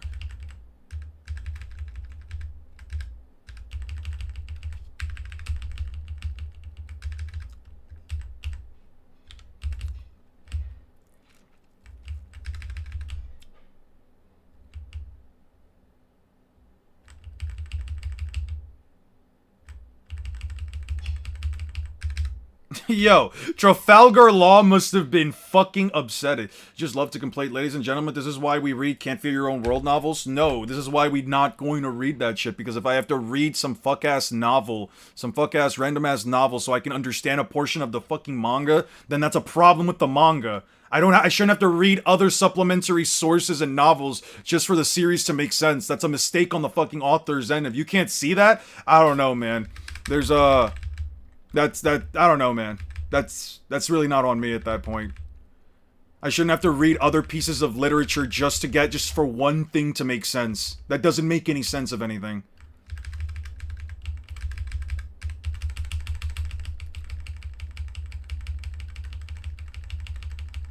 Well, we'll just do this. Yeah, we'll just do this. That's the reader's problem. The dude fixes everything. No, that's an issue then. That's an objective problem then. Why do I need to read extra content in order for the series to make sense? That's not on me. One shot Monkey D. Luffy while in his weakest base form. I'm not sure if people... What kind of reasoning is that? Oh man, yo, we gotta sit down. We gotta read a whole extra novel, man. We gotta read a whole extra novel because the writer is so terrible at writing. The writer is so dog shit at their job that they have to instead put the novel itself into another writer's hands so that they can fix the problems with the continuity and writing of the manga. Oh man, you were wondering what happened with this character and these things and these characters and this issue and these problems and this and that. Just read a completely different series. Just read a completely different supplementary source, a supplementary novel. If you can't do your due diligence to interpret Kubo's magnificent and astronomical work, then why should Kubo keep writing for you? He shouldn't keep writing for me. I don't want Kubo to write for me. He's a terrible writer. What kind of logic is that? I don't care if Kubo writes for me. I would if anything like it if he stopped. Literally have anybody else write for him, actually. Just anybody else, quite literally. As a matter of fact, aren't all of the novels that everybody seems to tout, everybody seems to glaze as like fantastic and amazing and all these wonderful little things, aren't those novels written by completely different people? Can't Fear Your Old World contradicts the source material as well as the Q&As from Kubo, and Can't Fear Your Old World, they say Rankars are a part of the balance of souls according to Kubo. That is not true in his Q&A. Man, so then that just means that it's all bullshit then, right? Jesus Christ, this dude got blasted. Oh no, that's afterwards, right? Yeah, that's afterwards. We need 13. Isn't the novel written by someone else? But Kubo owns the Bleach. Okay, who gives a shit if he... Wait, who gives a fuck if he owns it? Who gives a flying fiddly fuck if he owns it? That's not his writing, though. If I had... So you're telling me if I write an entire shitty-ass manga, and then I pass off the work to somebody else, that I should take the credit for their work? No. It's part of Bleach. It's not a part of Kubo's repertoire of writing. We chats can write a better story than Kubo. Yeah, Kubo's... I don't know, man. Shit is absolutely crazy. Shit is absolutely astronomically crazy, man. Alright, I need the portion where, Luffy and,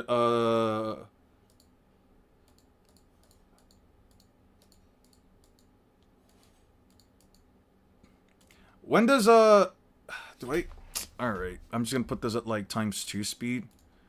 Alright. When does Luffy make that face? If Can't Fear Shinji said he couldn't use his Bankai in Thousand Year Blood War, but in the anime he clearly did use it. Man. It's almost as if Bleach is just a smorgasbord of inconsistencies. I don't know, though. I'm just a biased One Piece fan that doesn't know anything that isn't, Oda's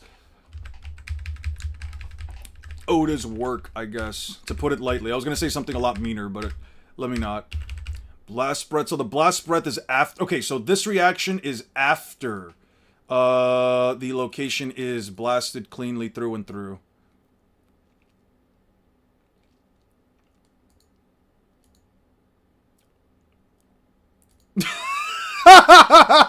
Yo, Luffy's fucking face. Holy shit, that's funny. I just spent 20 minutes defending Yurabaka. This shit can't be real. Kubo keeps letting me down. Yeah. Some context is missing. There's no way it's that blatant of a contradiction. 9:13. What due diligence? The due diligence is that I read 700 fucking chapters of the series. The villain behind most of the Soul Society's terrible decisions is a novel exclusive. It's wild. And you know what else is crazy? They go out of their way to express all of this different stuff, like, they go out of their way to kind of, like, express this idea that, like, hey, the writing is so deep or whatever. But it's also the fact that, like, the world building is, like, is probably on the same league as something like One Piece, and yet we're in a position right now. Okay, yeah, Luffy got one shot, so then the next episode should be...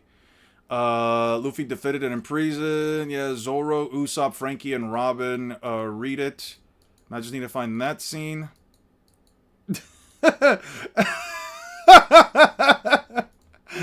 Yo. Yeah, I need to take these clips. Most New Gen Shonen sucks, so that explains it. That is the best way to describe Bleach, inconsistent. It's like how Ori and Chad's sources of power got changed and recontextualized throughout all the series. And they got recontextualized again. Hope you all realize it's major given that Bleach inspired the new generation and you people read and watch. Fantastic. Is that why many of the new generations also tend to suck at times? Because let me be honest with you, besides like maybe JJK, and I just like JJK because of the combat system and fighting, I will say that that his story could arguably have a lot of problems, but I'm fine with it. Black Clover, also inspired by it, and it had one of the most mid-endings of all time, is created by poems. I don't even know what the fuck that means. What does that mean? What do you mean by that one part? Alright, we're gonna take this one. This is 9:16.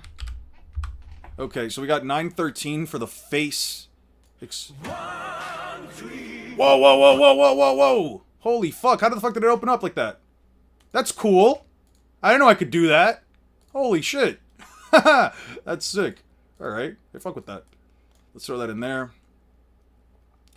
And then we'll just wait for the other one to show up. That's why people think they're so deep. I meant carried. Yeah, it is carried by poems. Oh man, yo, what was it? Shunzui Kyorako has one of the greatest powers in all of fucking series. It's basically just a play. His Bankai is literally a play. Oh, it's so inspired. It's so amazing. Oh man, it's about a guy whose wife or whatever got killed or is trying to kill herself or whatever. Okay, sure. Yeah, wow, fantastic. Fantastic piece of writing right there, man.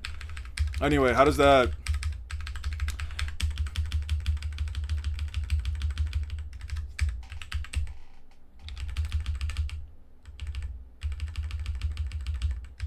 Yeah, I just need this.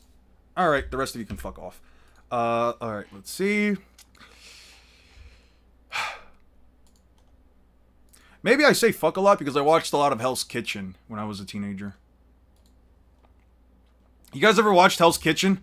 People don't give a second chance. Remember, this is on y'all? Not really. This is definitely not on us. Let me ask you a question. If you read a series, you give it a fair chance. You watch the entirety of it. You read the entirety of it. You give it the most fair chance you can. And then as you go through and through, as you sit down, as you go through and through, you come down to the conclusion that it's not as good as people have been telling you for years, and not even just not as good. You go back, you read through the entirety of the manga, page to page, every single text box, every single panel, and you realize, holy shit, I have been lied to. This is a heaping sack of garbage. I gave it plenty of chances, my guy. If you're sitting here saying that, if you're sitting here genuinely believing that we didn't give it a second chance, no, that's not on us. That's not on us. That's not on me. That's not on anybody. Would you think Black Clover is the best of its generation? I would probably argue that the best of that generation is probably like between Black Clover or I would argue that it's between Black Clover and JJK. I would argue it's between both, but I could definitely see why people would go harder for Black Clover. To be honest, it also seems very inspired by Naruto. And that also does help it carry it a lot. Hey, what's up, Luffy? What's up, Luffy flexing? How you doing, man? We're gonna finish up soon. Bro, I gave it like 5 chances. Not as good as a story. I recommend it to friends who are now watching, and they also say the same to me, yeah. Pseudo-intellectual types love something to be vague and flowery. Another, the Bankai reflects the user is... reflects the user's cap. How does the Shikai go from a child games to a Bankai about a play about a tragedy of a wife? That doesn't make sense. I read Bleach once as it released weekly, and again years later. It's very flawed and even more towards the end. Black Clover is good up until the ending. I think Black Clover is pretty good up until the ending. I don't know. I will stick with the idea. I will stick and always stand by the idea that the biggest issue with Black Clover, at least as far as the ending goes, was just that the fight with Lucius just felt so... The fight with Lucius just felt so fucking... I don't even know how to describe it. I'll put it like this. The fight with Lucius was underwhelming. Like, Asta just shows back up and then they just fuck him up. That's it. They just fucking win. They just win. They just won. It just felt so... I don't know, man. It felt so... boring. Like, I was so underwhelmed. I wasn't even talking about, like, a big struggle or anything. I just think, man, this is just... It just exists. So where's MHA? Wasn't it the most popular back then? I don't know. I never personally cared for MHA.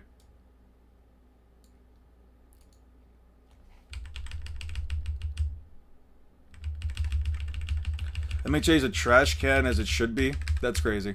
I wouldn't call it a trash can. Don't worry.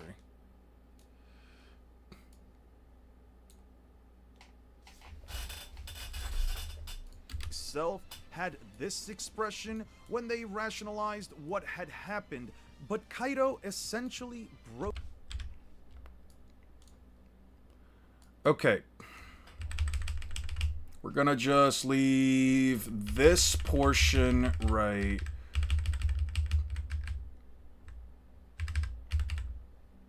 I just need this bit. Let's just need this bit right here.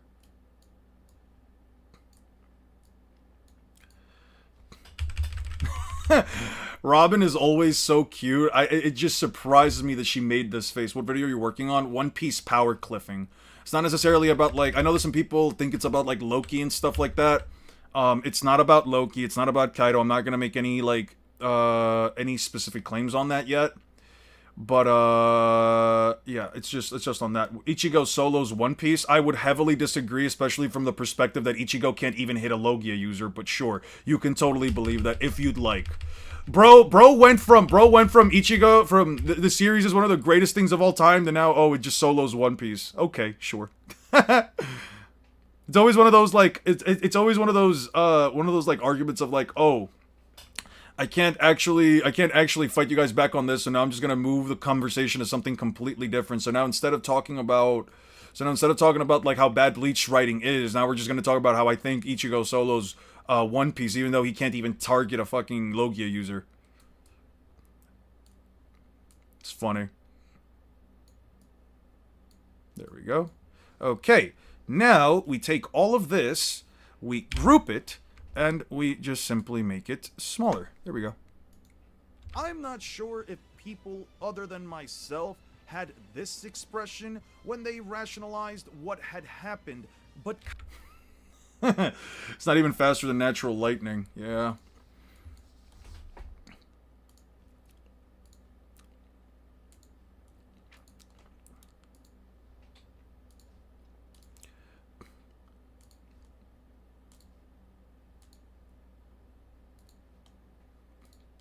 This is the same thing that happens with Boruto fans. Whenever you point out a mistake in the narrative, the defense force always pivots to, but ex-Boruto character solo Shippuden.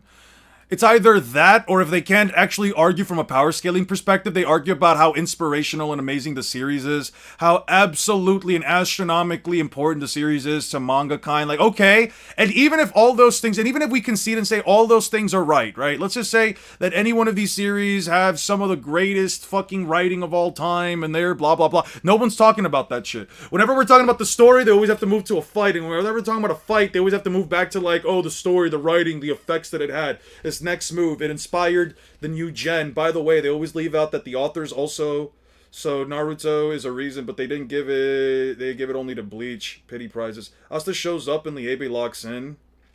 Noel with the clutch shot from halfway across the kingdom. I don't know, that the final fight was just not that entertaining. Let me express why. Here, let's just go back to it real quick. When the fuck are we getting those chapters, man? Brak Kroba. Universal Studios FanFest hyped up the One Piece show. There, they will be filming and taking pictures plenty. Lovely. It was like, what, right here? Yeah, no.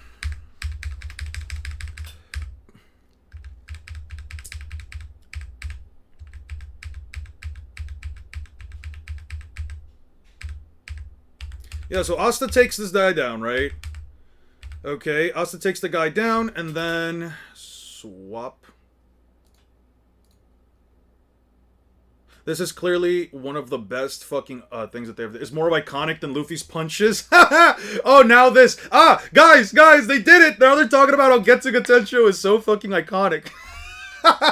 Dude, that move is trash. Guy throws his fist while Ichigo launches a slash of sheer destruction. Is that your GOAT? What? You mean... oh, whoa. You're talking about the slash that works less than 50% of the time? You're talking about the one that I made an entire video on, covering why it's so absolutely fucking garbage, why this move is absolutely dog shit trash? Let's see. What was it again? Let's see. What was the total stat usage of it?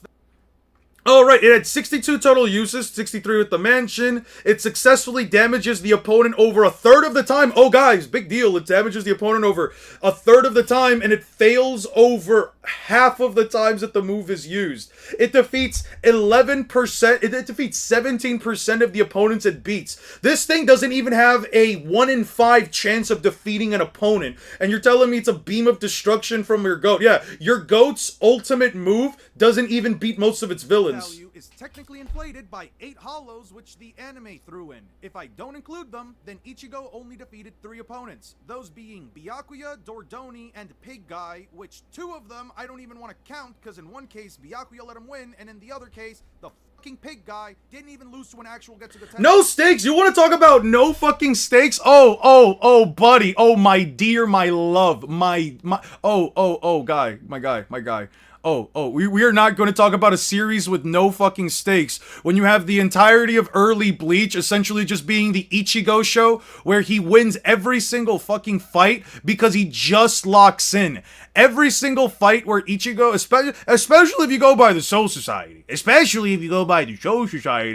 Ichigo's fighting anyone, whether it's Kenpachi Zaraki, whether it's Byakuya, whether it's Renji, every single time Ichigo gets into an encounter with any one of these dudes, the guy literally just says, I need to lock in. Look at it. Look at this. Ichigo goes through all of these fucking fights.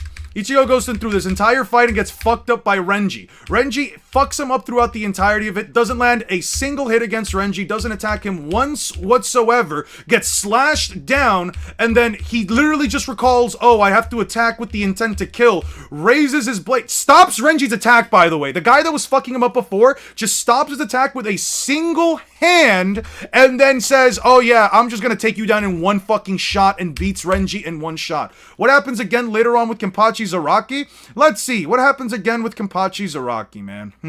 Let's see. Oh yeah, let's see. Oh, now he fights with Kenpachi Zaraki. Oh, his spiritual pressure's increasing? Oh yeah, no. What was it? Zangetsu. Zangetsu literally says, get up, you can beat this fucking guy, we fight as a team. And then Ichigo takes down Kenpachi Zaraki in one fucking attack, when the guy barely even scratched them beforehand. Bleach has absolutely no fucking stakes whatsoever, bro. Even against Byakuya, again, gets completely fucked up. And what happens right afterwards against Byakuya? He says, oh no, I have to lock in. Oh, his hollow takes over, bro. Because he couldn't win on his own. His hollow immediately just takes over. And then he just immediately just starts going ham for no reason. But then, oh wait, what happens? They clash? Oh, Byakuya just says, oh no, here, you win. No fucking stakes. Look at all the 2010 interviews. I'm just happy I did my homework and all you didn't. Oh no, some people here did do their homework, man. Some people here did their homework. I don't know, man.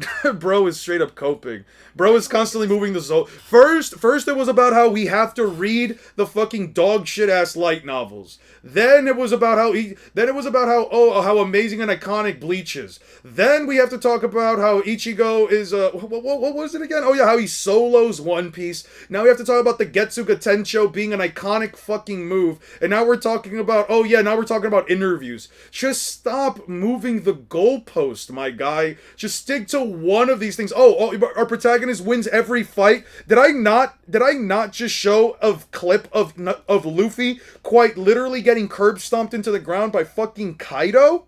Now we have to rely on interviews? Oh man, yeah, we have to check out on interviews. Dude, just say you're biased and get over it. You know what? I'll say it. I am biased. I am biased because I read through Bleach twice, and I think it is bad. I think it is poorly written. There, I am biased. I do not like Bleach. You are biased because you can't defend anything in Bleach, so you now have to constantly move the goalpost and constantly talk about a new topic just for us to either disprove you or tell you why that logic behind your reasoning is absolutely fucking flawed. Anyway, I've had enough of it. I'm tired. I don't really have to keep going. Success rate of 5%. Man, imagine having a move that has a success rate without throwing in the anime. Imagine having a success rate of 5%. Imagine having a 1 in 20 chance of defeating an opponent with a fucking attack. By the way, I know Bleach more than most in chat. Probably more than you do, too. Yeah, no, I would say Jeff over here probably knows more about where to find things, more about interviews, more about specific data book entries than most people here. And bro's not even a power scaler. Like, bro, come on now. Bro, I need the copium here. I'm legit getting heated thinking about Yukabaka got shafted. Yeah. Yeah, no. Yukabaka and all of the characters got shafted. Anyway, back to our conversation before. Yeah, so Asta just basically flies up with Liebe. Sorry, Asta, shake it off, yeah. Liebe essentially just locks in, Asta flies back to the top. And now, yeah, no, I don't know, man.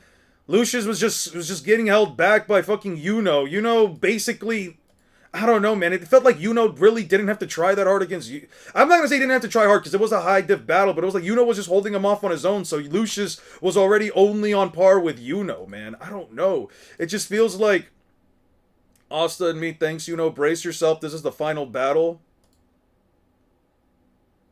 It's fine. Right, Liebe, right. I swear an oath. What is important to me is what Lily should protect it. Yeah.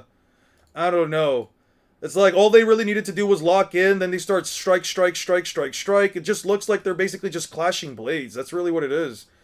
He shoots down a giant attack, somebody else stops it, and then Asta and Yuno basically just go in, and yeah, they just keep pushing him back. They just constant just sword slashes, sword slash. Now they're flying, sword slash, sword slash, sword slash. I take it back. You magicless Trump. Yeah, he's not doing anything crazier. They're just constantly just going back and forth and just slashing again and again and again and again and again. I don't know. It felt like it was just getting too fucking easy at a point, man.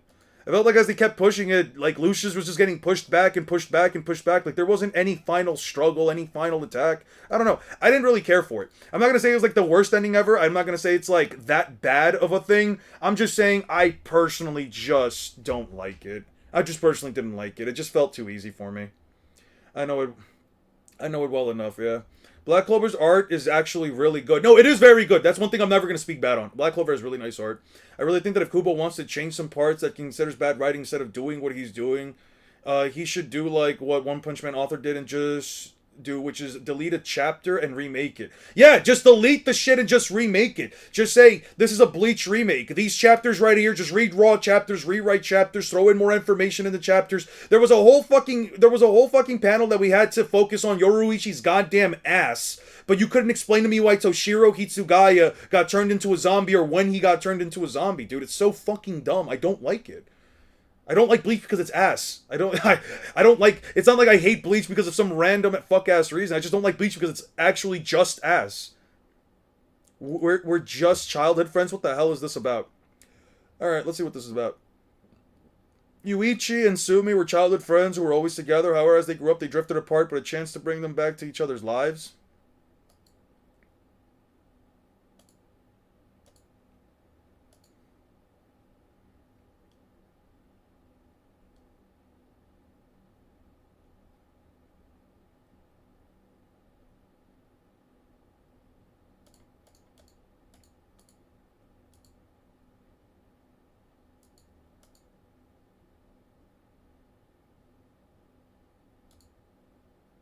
Can I call you, just like I used to?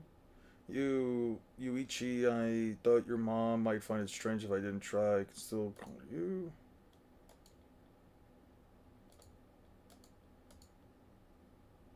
Come join us for a family meal anytime. Alright. This is very cute, but not for me. It doesn't have the same level of like random bullshit that I probably like from my series. Let's check out this one. The Naruto clears Bleach in both writing and power scaling? Yeah, I would argue so. It doesn't look weird, does it? I haven't worn a skirt since high school. Maybe it's a bit too sexy. But today, I need to show Kazuaki the charm of an adult woman at an amusement park. Alright, we're back to the bullshit. Alright, it's nice to have a reliable adult with us. Maybe I'm just here to look after these kids. So you weren't into me. Damn. Okabe, you invited Satori-san too. It's alright, girl. It's all girls again? What is this, a harem? You don't have any male friends? Well, yeah, but this is my way of thanking you and apologizing for the study session. I'm not sure if it counts, though. I see, so that's why you invited Satori. Satori-san doesn't count as a love interest, right? Then it's all good. Sano-san and Kuon-san. Oh, that's a very cute outfit. Looks like everyone's here. Should we go in? Yeah. Okabe, I thought you only had 4 tickets. Yeah. One of us will be left over. What are you going to do? Well, I bought a ticket, one-day ticket for myself. I felt bad about using one of them for myself. That's so cool. Wait, I'm an adult, so shouldn't I be paying? But if Kazuaki's way of saying thanks and apologizing, and I didn't know he only had 4 tickets, so what are you doing, Satorine? No, this is just starting. We're going in. I'm going to show my adult side from here on out. Whoa, it's been ages since we went to an amusement park. Same, it's been like 2 months. Doesn't mean Doesn't that mean you come here frequently? Satori-ne, listen up. I made you a little something to make sure you don't get carried away. It's a travel guide. A travel guide? Well, we'll do what's written in these guides. You're acting like a teacher. Is this a school trip? I got a priority pass too. Whoa, that's amazing, Satori-ne. But if you come this prepared, shouldn't I won't be able to thank you. I just feel even more indebted to you. Don't worry about it. I'm doing it because I want to. That's right. This is how a reliable older sister should act. Dude, you're his cousin. And just like this, I can't live without you, Satori-ne. Kazuaki. I'll make him rely on me more and more. Wow, that's so cute. Huh? What? Over there. So she likes cute things. One underrated fact about One Piece: all main characters, including Chopper, are 18 plus. I can't explain how much I'm glad that Oda is how he is. Yeah, me too. Wow, is it really that safe? That ride? It's a lot bigger than in the pictures. Whoa, Satsuri-san. Is it your first time at an amusement park? My parents were strict, so I never got to visit a place like this. Oh no. I'm supposed to be an adult, but I'm the only one getting carried away. But I can't help it. I've spent all this time doing nothing but studying. I never got a chance to do this kind of stuff with my friends. In that case, let's make the most of today and have fun. You said we shouldn't get carried away, but you're always keeping it together and acting so reliable. Don't you think you deserve to have a little fun, Satsuri-ne? Kazuaki, thanks. I'll go ahead and do that then. That's mad cute. Alright, let's write that one next. I'm glad to see she's enjoying herself. It's still morning, but she's already drinking. Fantastic. Alright. You think Logia users can counter truth-seeking orbs like how nature energy does it? Nope, because Logia users are not the same thing as nature energy. Nature energy is energy that comes from the natural environment, while Logia users might be natural elements. It's not like you get nature energy from fire or nature energy from the ground. You get nature energy from like trees and life and everything around you. It's not just from a single thing. I don't think that it's necessary, but I also don't think that like truth-seeking orbs in general are that dangerous, all things considered, especially with the massive speed difference. You know what I mean? The biggest issue with truth-seeking orbs is that in general, they are consistently shown to be slower than even like kunai throws by the ninja, and there's no objective reasoning to believe that the ninjas can throw kunai at light speed. So it just is that. I really think if Kubo wants to change some parts and consider the bad writing. Oh yeah, I already read that. I found the neat feat from Pain. He used Almighty Push to remove the black flames from his body, so you can indeed remove them. Law gets hit, and he just sends them back to you. Yeah, you can also just do that. I was aware of that, but I didn't think it was worth talking about, because I didn't think that Law would ever actually get tagged by Amaterasu, but yeah, that's not a bad point. The fuck is this kind of thing? Oh. I already liked that. Why am I getting a thing for that?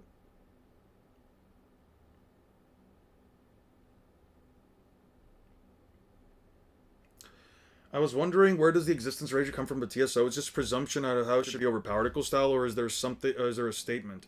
It's because it states that they should be able to turn all things to dust, which it's taken in a hyperbolic tone. It's taken in a hyperbolic, literal sense.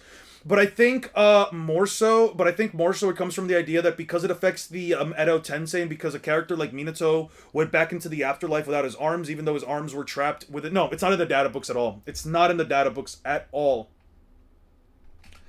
But yeah.